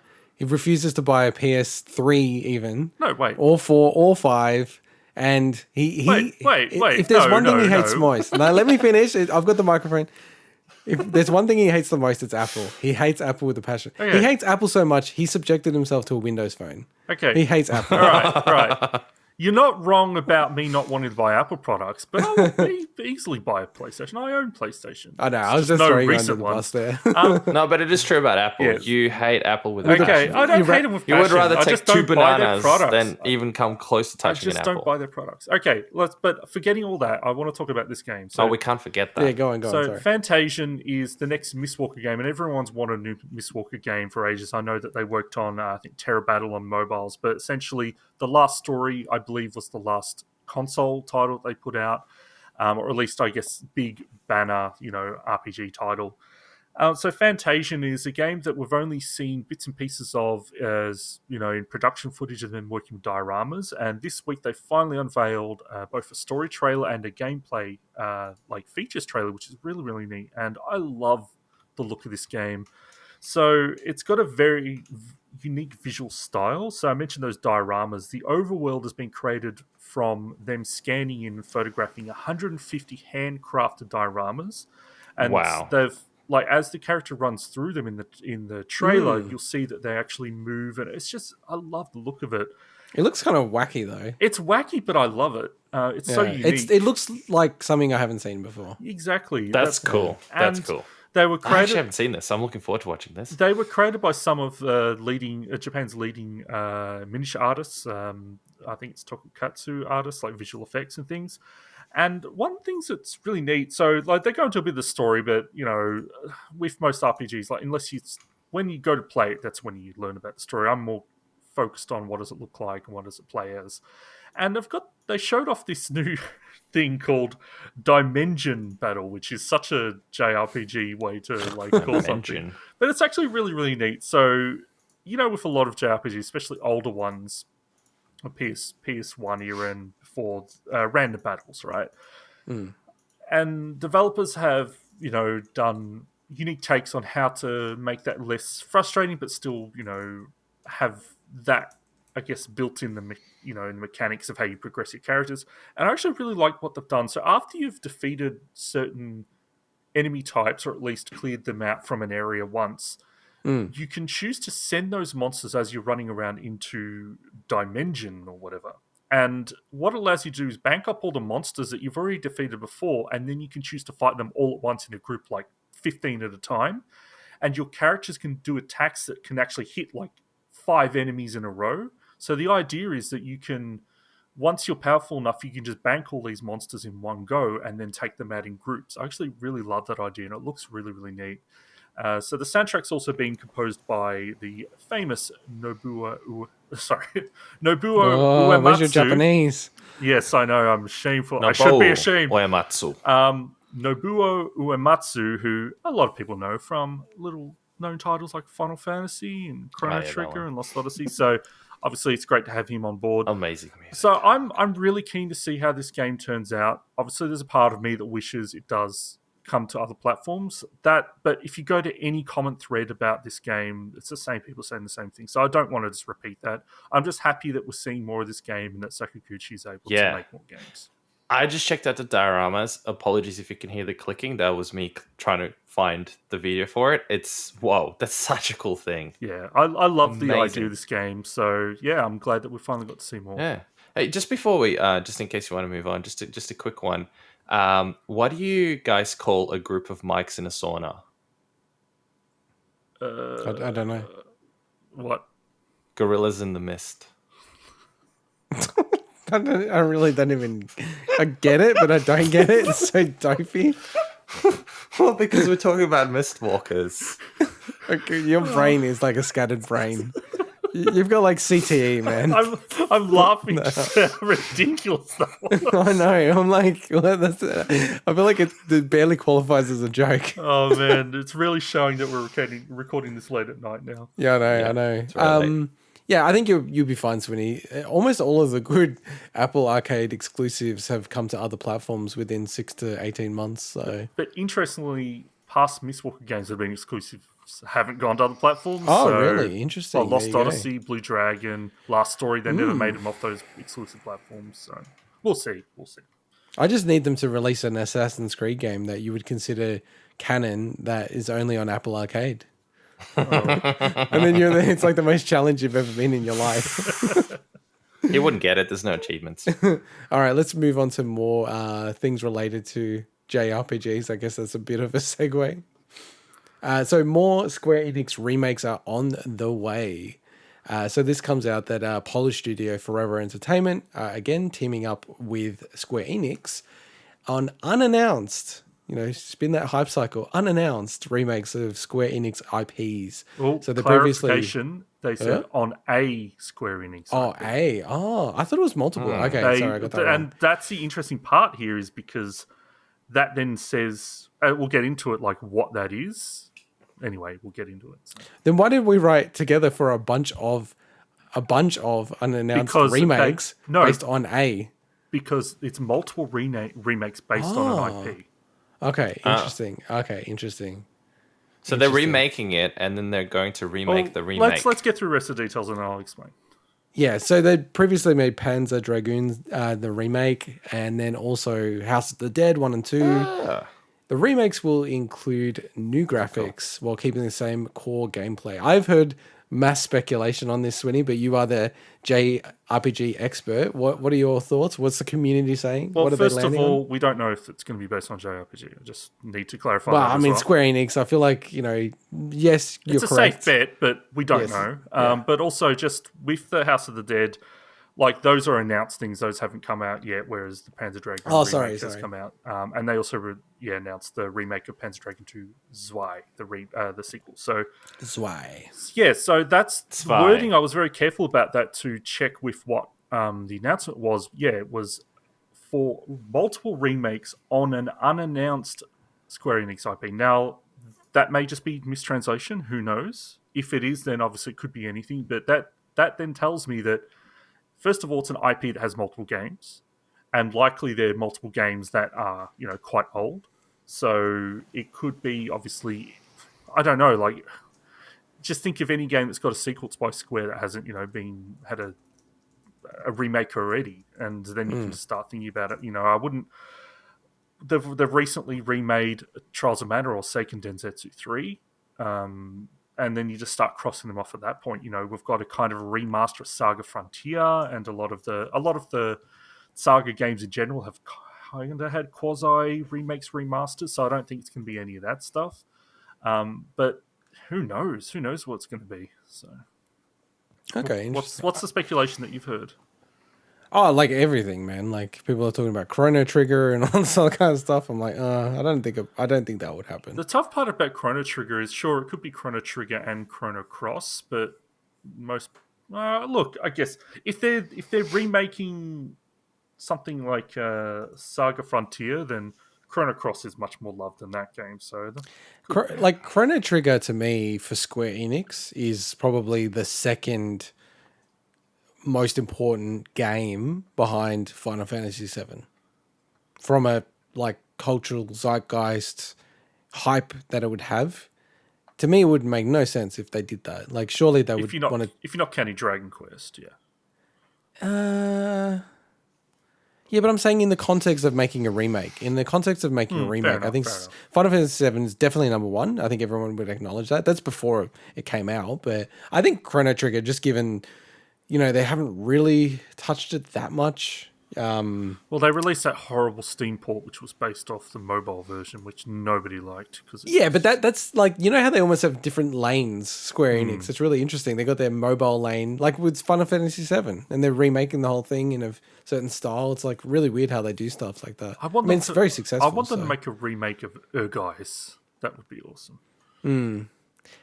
Or the Tobal games would be cool, because they're fighting games, like, not RPGs. So. Yeah. What were you saying, Mike? No, I was just going to say I'm totally confused about this one. So, with my limited knowledge of German, Panzer means like... I'm glad you brought this up. I'm so glad you brought this up. Armor/tank.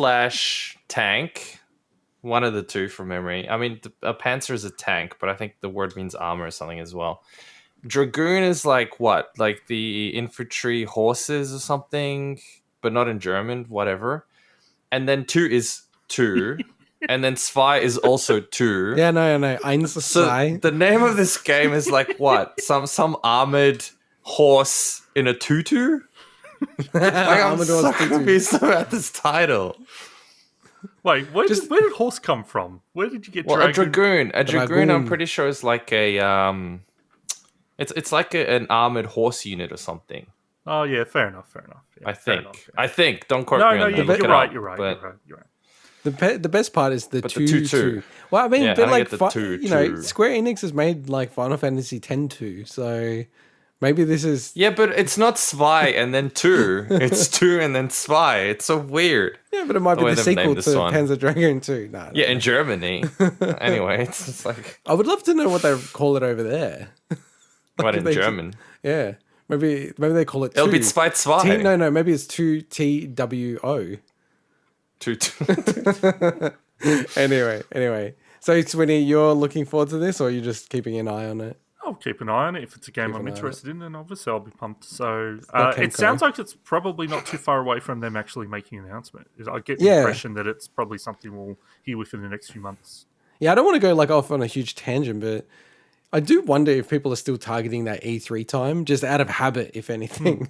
It's like, oh, June's coming up. Because I must admit, when I worked in a business where 30 June was a very important thing because of tax year, I had that in my head for years afterwards. So it was like, oh, I can't go on holiday around 30 June. So yeah, I kind of wonder if the industry is like still geared a little bit like that. Changing gears completely. Little story just about Animal Crossing, their Sanrio collaboration that they did years and years and years ago. And it had, cards in New Leaf, so the 3DS game. So they released this only in Japan and then Europe.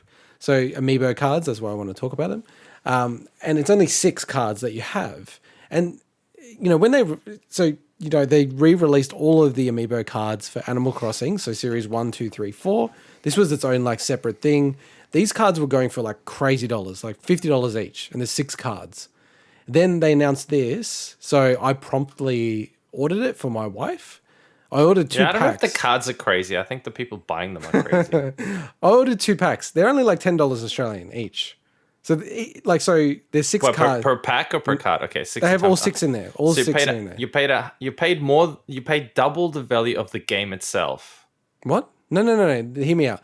I paid $10 for a pack of 6 cards for a pack. Okay, that are trading at about $50 a card. Okay, that's at the time that I bought it, right? Good value. And I bought 2 packs because I was like, you know what? I just want to have 1 pack safe, so she's fine, and just in case something happens. Yeah, to no, her, you right? want it's an investment. Yep. And then, for whatever reason, Nintendo, in their craziness that they normally do, they announced a huge raft of changes to Animal Crossing, including all of these Sanrio characters in Animal Crossing New Horizons.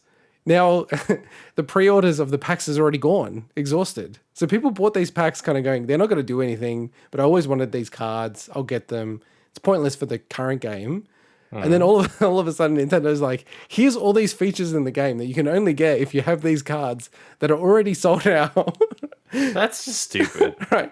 Honestly, that's just stupid. If that's what they did, that's just... It's so Nintendo. That's not cool. It's so consumer unfriendly. Now Come these packs, I bought it for like $10. These packs are now trading for like $400 on eBay, and they're selling for like that amount. It's so bad. It's so like Nintendo, and it's so odd. So Integot, what are if these characters and these items that are being added to the Animal Crossing? I can't say half of their what names. What Sanrio franchises are they from? I don't know, but it's so hard to say their names. My wife knows all of them. Damn it.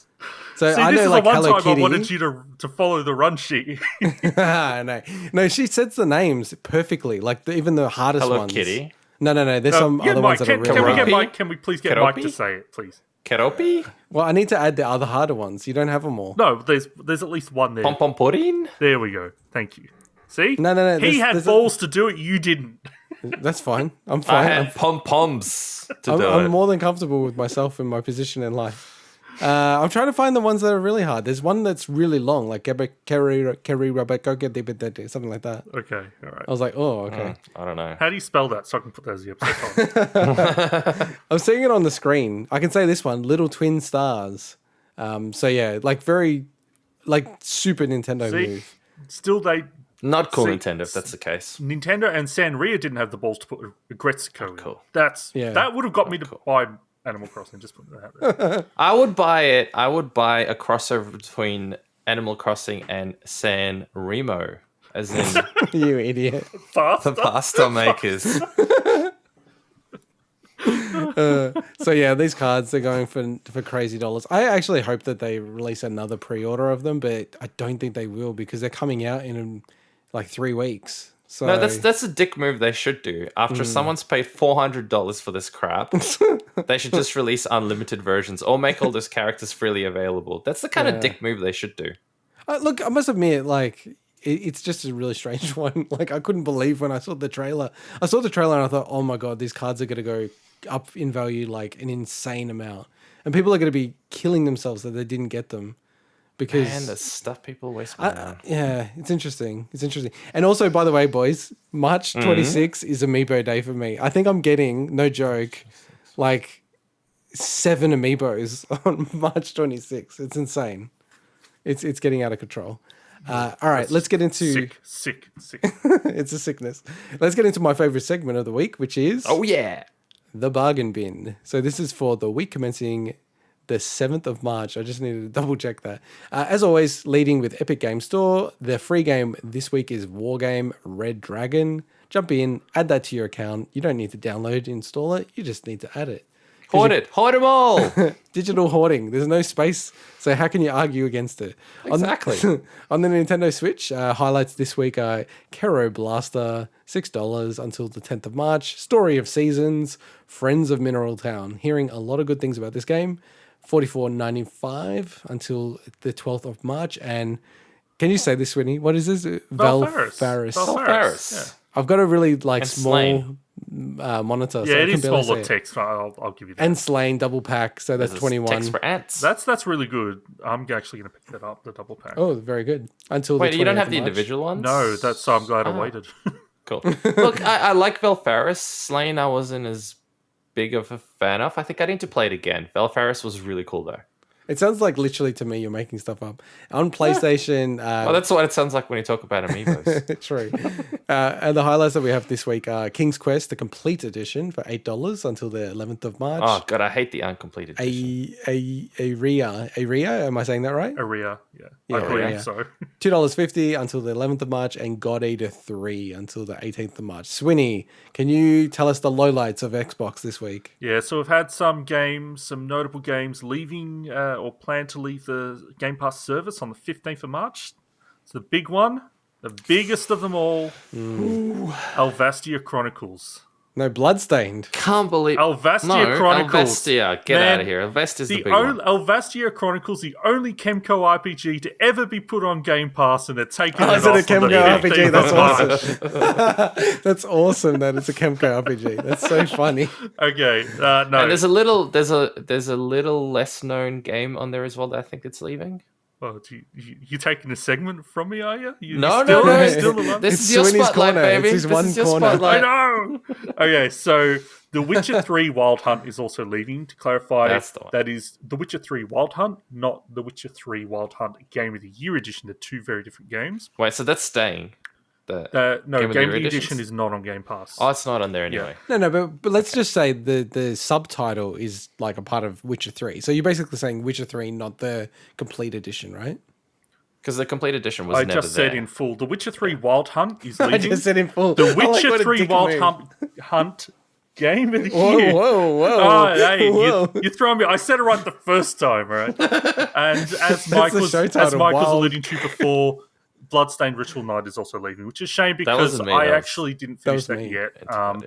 We sound the same. But a big PSA for anybody that is currently playing Witcher 3 Wild Hunt on Game Pass and has a save file, then when it leaves, if they want to pick it up, you don't pick up the Game of the Year edition expecting to use the same save file. So the save file for the two different versions are not compatible. That's so annoying. It is annoying. Hmm. I didn't mind, though, because it came with a new achievement list when they did Game of the Year edition. Oh my god. Plus, look, the game is on Like, why special would you so not mind? It's the frequently. first that 10 people in the world to complete it, so I'm just putting it out there, you know. The game goes on special a lot, so... Yeah. This game, out of Pick it any... Like, if you're talking about games that some people say the best games ever, which is, you know, a lot of people do say about that about Witcher 3, this game goes on sale, like, all the time. So, yeah, just hold out. But I'm actually really annoyed about Bloodstained, because I actually did want to play that. I had it installed on my PC, and I'll just give you my not had time. Switch copy if you I want. guess you'll just have to buy the game like the old times, the old Nah. days. Yeah. Again, Game Pass, no value there. But good PSA, Swinny, on Witcher 3. I would not have known that. All right, let's get into our one feature this week, which is Minecraft, a groundbreaking achievement in design. So this is part of our Game of Some Other Year, 2011. We nominated Minecraft as one of the nominees. We have 6 nominees. Minecraft is one, and this is the first one that we are actually going to cover. Can I just ask Mike, can you name the other 5 nominees off the top of your head Don't right do now? this to him. Don't do this to him. Yeah, He's wait, going like, to check. I reckon he'll do it. What? I reckon Off he'll the do top it. of my head? Yeah. Why do I have to do it at the top Yeah, of my head? why are you doing this to him? Why are you doing this to him? Well, hang on. So, No, because I want to remind the audience. I thought it was a fun way. Don't break down the secrets of my hosting style. All right, go do it, Mike. in any particular order? Yeah, anyone. Just Okay, so there's obviously Minecraft. Can you just hold on? Any order? What? Like in order of what number one is? We haven't even decided that. No. As in like an order of. Okay, that's right.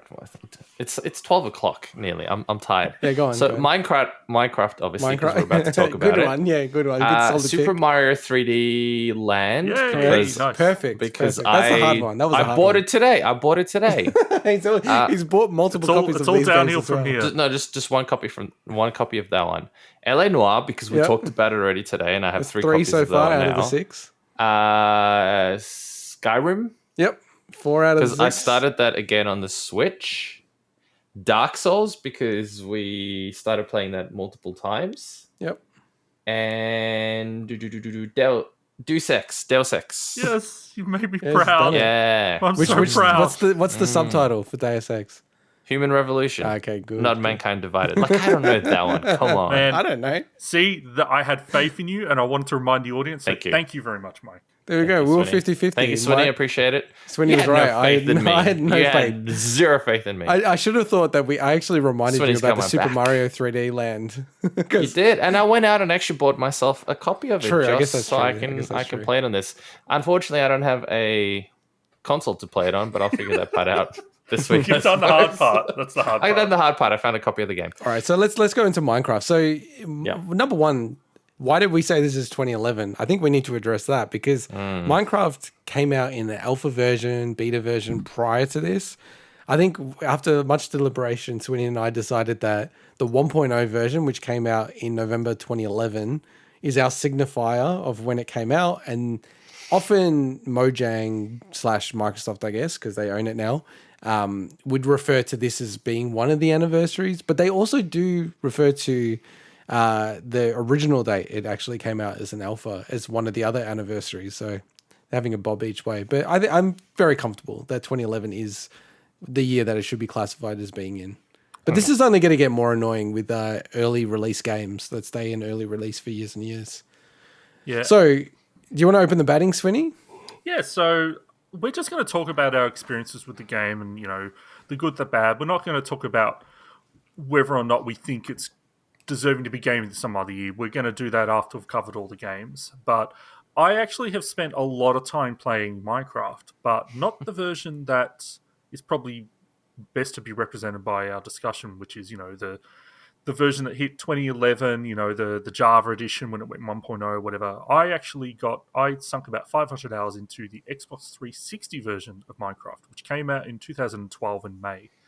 And I'm glad that as part of this discussion, I went back and looked at what 2011 Minecraft was in that 1.0. And it really, my I guess, understanding of Minecraft is very much blurred and biased by on what that 360 version was, which was such a different beast of a game than what that Java version was at the time. And knowing that 1.0 had villages, it had, I believe it had had the Nether, had the end world or whatever it's called. I can't remember off the top of my head, but it's the Ender world, right? Yeah, I know it's Ender Dragon and all that. I just couldn't remember the exact. I guess. Or is it the Netherworld? Yeah, That was Netherworld. no, yeah. Nether is a separate. Ender? Nether's the other one, the Hell one. But basically, and now I'm confident knowing that that. Now I know what that was. I'm even happier with the fact that we chose this as one of our 6 nominees. My time was just magical with Minecraft. So basically, I never played it multiplayer. I played it completely in survival mode, generally on peaceful, to be honest. But I didn't sit there in creative mode or whatever because creative mode didn't actually come to the Xbox version for a little while. So I essentially just spent 500 hours just building awesome castle, and I did this great, huge underground library that I mined out brick by brick, and it took me 30 hours 500 just to hours. mine that part out, and it was just such a great experience. And then they updated the game and screwed me over and made it so I couldn't do what I wanted to do without spending ages. So that was a bit of a downer. But that just goes. That leads. Can you talk about the Excel spreadsheet? Oh, just using Excel because Minecraft, like, there's obviously lots of tools out there, but I just plotted out I was building this big statue in this underground library, so I just plotted it out basically, from all, plotted out. Okay, this is what it's going to look like from the side. It's going to look like from the top. So I can actually in build Excel. it. It was so cool. I'm not having a go at you. Yeah. That was so cool. Yeah. I saw that. It was so cool. But these days, obviously, there's lots of great tools for Minecraft, and it was back then, especially on the PC. But I just wanted to say that experience of the update kind of then changing the way that I had to approach it, to me is very representative or symbolic of Minecraft in general. Just the fact that they've built on this game so much that honestly, 2021 Minecraft, from everything I've seen, and the last time I played it was probably sometime last year, is such a different beast, especially on console compared to what I was playing then, that it does feel like a very different game. So it is difficult to judge looking at it from a 2011, standpoint. But that's why I'm glad I did that research and looked at what it was, because the game that I played on 360 was definitely the game that it was in 2011. So I think it's called The End. That's the area, right? Yeah. It's Minecraft. It's funny that we're doing this one first as well, but Minecraft is like really challenging because to pin down like what are we actually referring to, or sort of, this is a really interesting thing. We've never really agreed on the terms of reference as it pertains to Game of Some Other Year. As I say that, it's like midnight. Because I do feel personally impact, does it change the landscape? Is it something that lasted? Because there are games that, get released at the time, massive hype, people so amped about them. And then 3 years' time, people just literally couldn't even explain what the game's about or what it is, because it's kind of just a game that just had no lasting impact. Whereas this game quite literally is the opposite of that. Like, this might be... It might actually seriously on the list. It's one of the ones. If I had to make a bet, if someone said a game that's out right now that people are going to talk about in 100 years, I'd probably actually back Minecraft. Out of all of these, it'd be Minecraft. Out of every single game, I'd probably say easily. Oh, you'd say easily. Interesting. Yeah, I'd say easily as well. If you look back in video gaming history and you look at your Space Invaders, your Pong, your Mario, Super Mario Brothers, and all those. Minecraft is up there as one of those games. But see, the only thing is, I can imagine there being a 753rd version of Skyrim by then. I don't think Skyrim is at the same level as Minecraft. I mean, Minecraft, it's amazing. Even last year, Minecraft, 10 years on, was the number one YouTubed game, like in terms of content created around a game. And it's still, if you're looking at the most popular channels on YouTube, still some of them primarily revolve around, I meant to say, Minecraft, which is nuts to me that so many years on. Well, I think it's got such a broad reach. Swinny is whatever age he is. I won't disclose that sort of information. I'm like, where's he going to go with this? Well, we don't know because he doesn't have the face cam, so he could be how a young old's man the Xbox? Anyway, he sounds to me like he'd be like in his 30s or something. So he must have played this when he was in his 20s, maybe, is my guess. Now, let's go 20, 30, whatever, give or take. I know people in their 40s who play this game. And I also know the kid next door, he was bugging me and telling me about Minecraft and talking to me about all sorts of cool Minecrafty stuff. My partner's niece was talking to me about Minecraft when I caught up with her on the weekend. It's such a broad spectrum of people that get to enjoy this game. That's the incredible thing about it, I think. And I think that's also one of the reasons why it will be a timeless game. It's the simplicity and the fact that it's such a broad spectrum of people that get to play this game. I could picture my dad and my mom playing this game. Yeah. It's that kind of a game. It's incredible that a game can actually be that broad.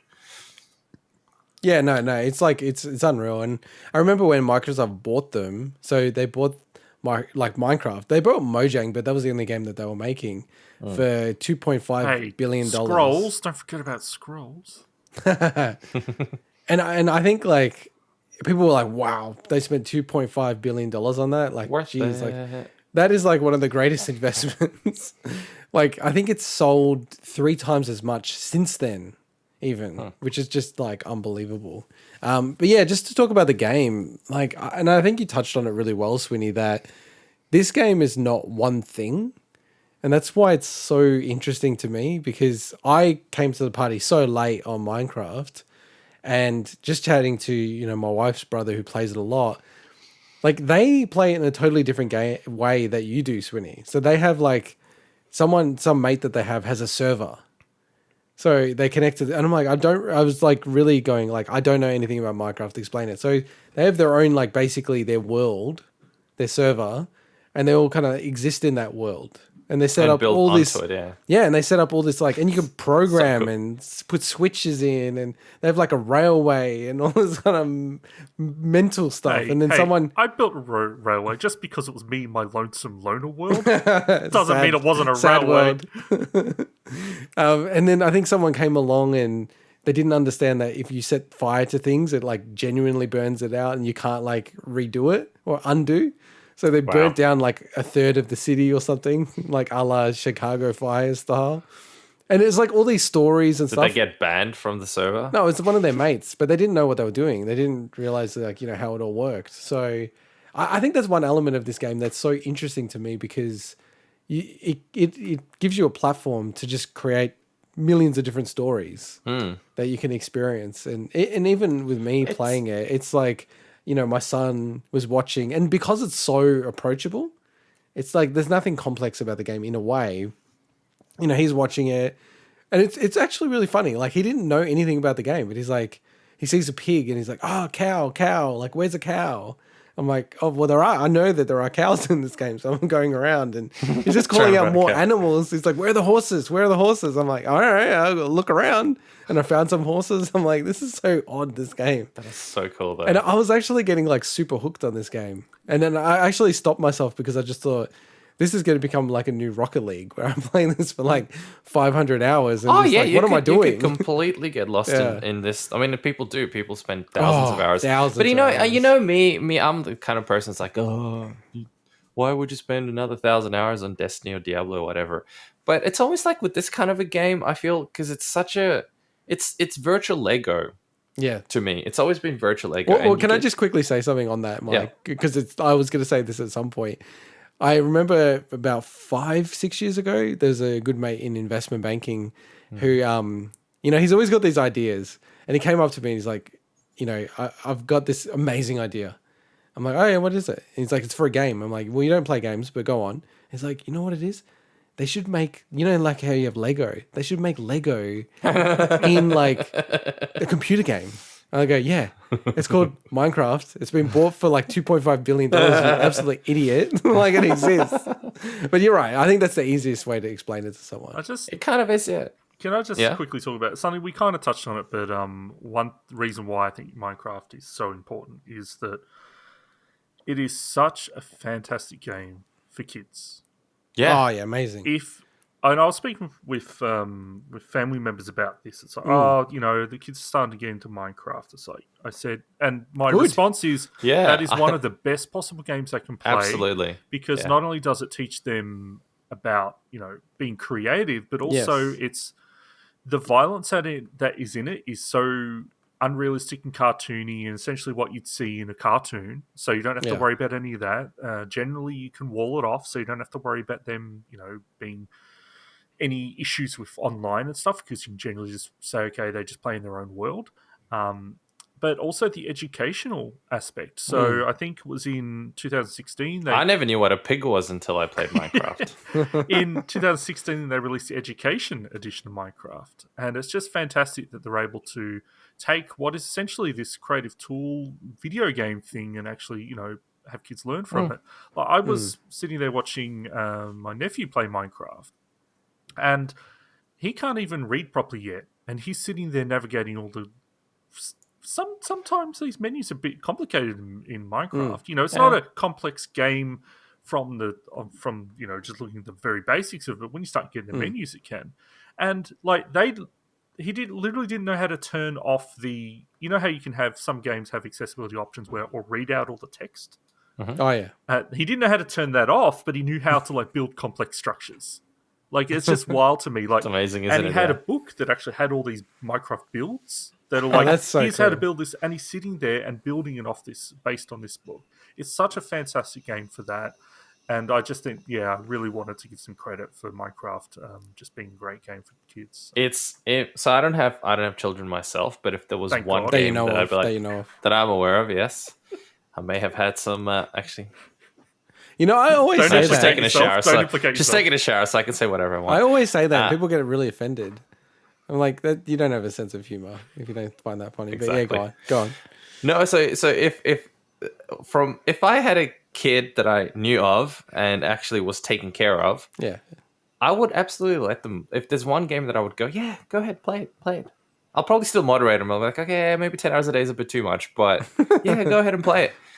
Compared to say Fortnite or any of those games that are just repeating the same thing, and there's I don't know, Fortnite technically has construction. I'm aware of that, but it's a different kind of construction compared to something like this. The creativity and how it's probably also, out of all games that I can think of off the top of my head, the biggest proper sandbox game that I can think of. Well, the persistence, yeah. Like if you go down that route, if that's what you want to play. Well, you can do so much in it. You want to go build a castle? Go build a castle. You want to build this cool train track thing? Go do that. You want to adventure and live a story? Go do that. It allows you to do all of that stuff, which I think is incredible, as one game that can do all that in one. Because where do we land on this? Because I definitely had this in my top 6. And I definitely fought for it. But did you guys have it on your top 6? I can't remember. Or top 8? We did. Don't remember. We didn't. But Yeah. when it came down to us deliberating over those last few games, I said, look, I think Minecraft deserved to be in because I generally am not basing any of this game some other year stuff off importance or impact myself, but I understand why a game like this deserves to be in that top 6 for 2011. Yeah, I'm the same, yeah. And I think the fact that, that Mike didn't even dispute it at the time just goes to show that, it may not have been in my top 8 for 2011 personally, but it is worthy to be considered as one of the top. But that's only games of because 2011. exactly the same thoughts. The only reason why I wouldn't have, necessarily put it in the top ranking is purely because I didn't play it enough. But I was always, in the back of my mind, it was always, this is an amazing game. It was almost one of those things that I wish I had played it more kind of game. I just looked it up. It was actually number 12 for me. Number 12, yeah. It's a fascinating one because, I was really bitter about Portal 2 not being in the top 6, but even I would admit, and I think I said that Portal 2 was number 2 on my list, like if I ranked the list. But I even acknowledge Portal 2 is not the same impact as a Minecraft. Like, Minecraft is a very special game. Oh, yeah. It's, like it's probably one of the few games you could just easily go, it's the best game of all time. And, you kind of go, you could argue with a person, right? And you go, well, whatever, that's not a bad pick. There's heaps of other games where if you say that, you go, wow, is it even the best Assassin's Creed game in the series, Whereas, I just think, Minecraft is certainly like there's one of those a lot of weird reasons games. why I think that statement, you could argue it, from reach, from impact, growth. Impact on like, how many people learn how to program because of Minecraft? Yeah. Like, it's insane, It's just... I'm looking forward to the discussion when we have to actually say what those top games are, because I think then it's going to be really interesting to look at what Minecraft is as a video game, as a creative tool, and then look at the competition that it's looking at, your Skyrims, your Dark Souls, which are very much your video game-ass video games, it's going to be difficult to compare these games, honestly. It's like comparing something that's almost like a completely different genre of music to a song in another completely different genre of music. And you have games as a service and things like that. I don't... Like, Minecraft's not really like a game as a service, sort of. I wouldn't put it in that genre. But yeah, it's the only game that's still being updated. Like, Minecraft genuinely is still getting updates. They even did a massive update recently where they've There's merged another them Craft all. game that has updates still. I actually don't know what you're talking about, Mike. What are you talking about? Warcraft. Oh, Warcraft. But Warcraft's not getting updated. You're talking about World of Warcraft. Right? Yeah, that's not of course Warcraft. that's what I'm talking about. just But that's been around for yonks. just to give you some Sure. context, even on the Xbox One version, which is definitely not your like base version of Minecraft, they're on update like 16, title update 16. Yeah. From an achievement standpoint, like it's wild crazy. how much they've been adding to this game over time. So it is a really hard one to compare because it's a game that's still alive. Like, you know, probably the game that's most comparable is what you said earlier, Skyrim. But Skyrim lives because of modding, really. Like, if it wasn't for modding, I don't think Skyrim would be played as much as it is. Like, even the whole modding thing with Skyrim is really cool. Like, I played around with that side of it a little bit. I'm like, okay, this is pretty sick. Like, what people are doing in this space. But then, yeah, Minecraft's a totally different level. And I feel like I still don't even fully understand Minecraft, to be perfectly frank. Because, you know, I play it, and I didn't even realize when I was playing through it that there's kind of an actual end to this game. As you referred to earlier, with what they introduced with version 1.0, which was the end and the Ender Dragon and all those kind of things. So, yeah, I think you're right, Swinny. I think this game is probably the easiest to argue as the number one game.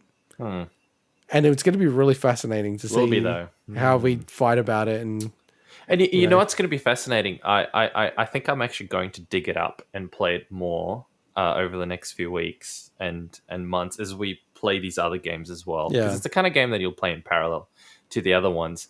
And I do wonder if it's going... Because I obviously in the back of my mind have a clear winner for that year, but I'm wondering if something like Minecraft might actually... You don't want to give anything away. Like Swinny giving away Odyssey is the number one thing in the tier list within 2 minutes of the tier list. Minecraft might end up being number one. We'll see. I think to the point you guys made about how it's hard to compare a game like this because, it you know, unless you go play the original 2011 version and then look at it that way. But then, you know, you're playing that version now, potentially after having played different versions of it since. It's really hard to make that comparison.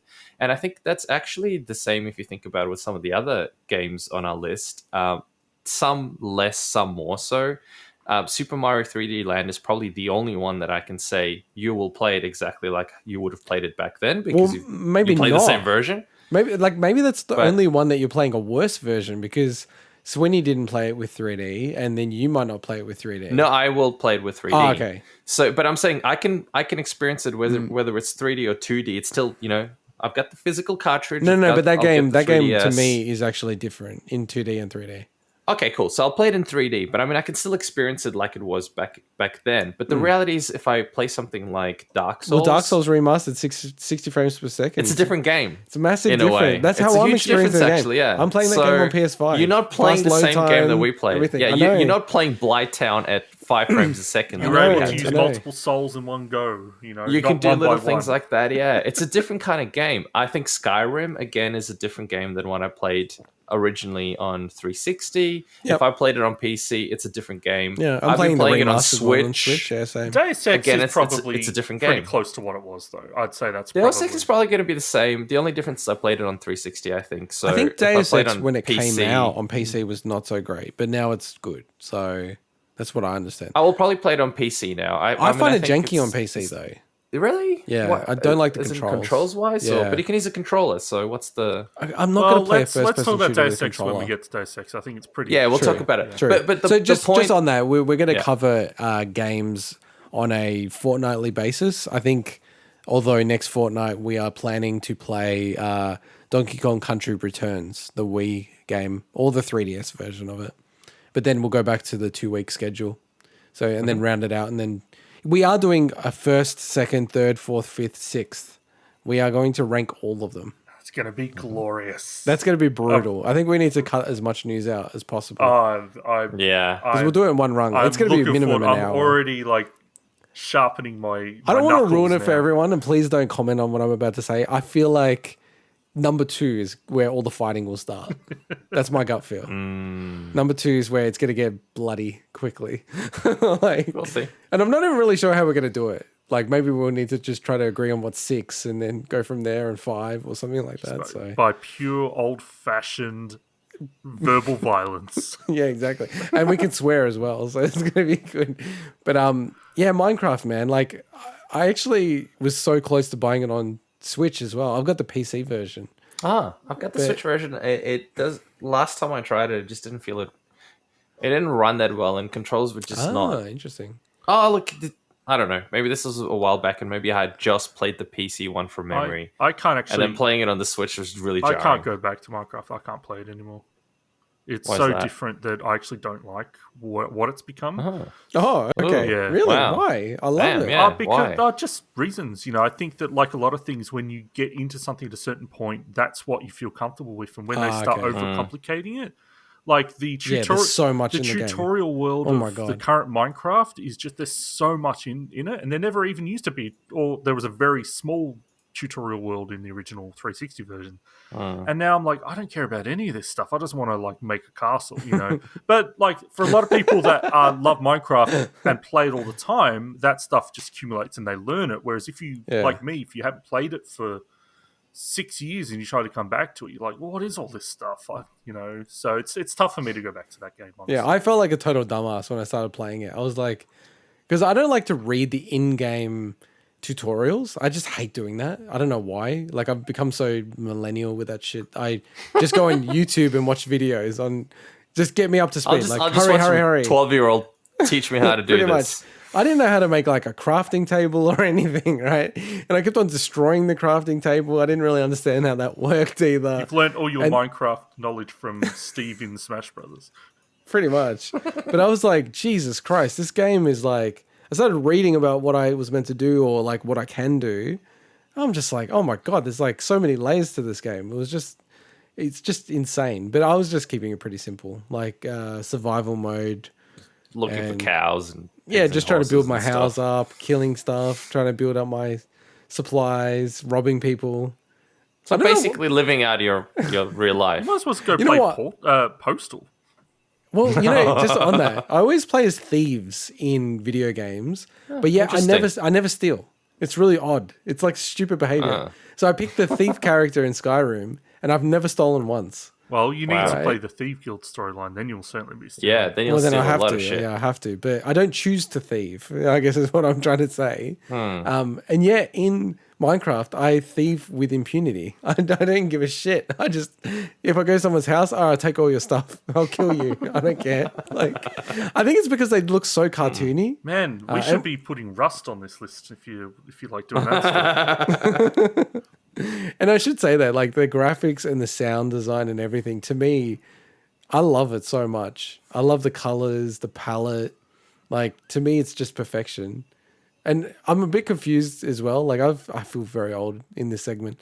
There's all these texture packs that you can install and add to the PC version. Not sure if you have that on the console version as well. I mean, there's texture packs, but not like the PC modding scene. But I mean, the actual official ray tracing version got released to I played the full version in December. What do you mean the full version? As in that's like before it was in beta. Now it's full release. Yeah, I played that version. That looked crazy. That looked really cool. But there is something about the game. I actually went back because you can do this. You can go to something like minecraft.net / something like classic, and you can play the original game. Like, I think it's the 0. whatever it is, 0.1, the one that came out in 2009. So I did that as well. And it is quite remarkable how similar the game is in how it's not as well. It's wild. You just reminded me. I actually played it back in 2009 because everyone was talking about it. Yes, I did as well. And I'm like, oh, this is cool. And I dug straight down and fell into lava, and then I just deleted it. And then I never thought, oh, this is going to be like the biggest game in the world, the biggest selling game of all time. It's wild. I just completely forgot that until now. That's wild. Yeah, my journey with Minecraft is effectively 2009 and then playing it again in 2021. It's like insane. And yeah, the game's still getting updated. It's still like getting a lot of attention. And I'm very close to buying it on the Switch just because I just love having stuff on the Switch, man. It's super handy. I'm actually downloading it now, so I'll give it a quick spin tonight before bed. I'll let you know how it runs, how it goes. I still think that the PC version is probably the version to play if you can, obviously. Yeah, 100%. But at the same time, it's the kind of game it's really cool for it to be portable because you can just sit there in bed and just, play a little bit more, do this, do that. Yeah. It's such an awesome game. It's like one of the few games I'm really looking forward to playing with my son when he gets a bit older. You know, because like put a server up. That'd be so sick. Yeah, you know what? So, but like you know, as like the podcast grows, you know, I'd love to start that kind of community stuff. I love that kind of stuff. A little bigwig, little Minecraft big wiggers. servers. Yeah, exactly. So yeah, we all love this game. I think, you know, it's very easy to advocate for this to be Game of the Year, and I think almost no one said it was Game of the Year when it came out in 2011. So it just goes to show that you need to do this 10 years after the actual year it was based in. All right, well, we've gone pretty long. Let's wrap the show up. Again, always, if you want to reach out to us, hit us up on @bigwigpod or through the YouTube comments or at bigwigpod@gmail.com. If you want to help the show grow, give us a 5-star review or recommend it to your friends. Follow us on Spotify. I think that helps us out a little bit. And with that, bye-bye. Bye. See you later, alligator.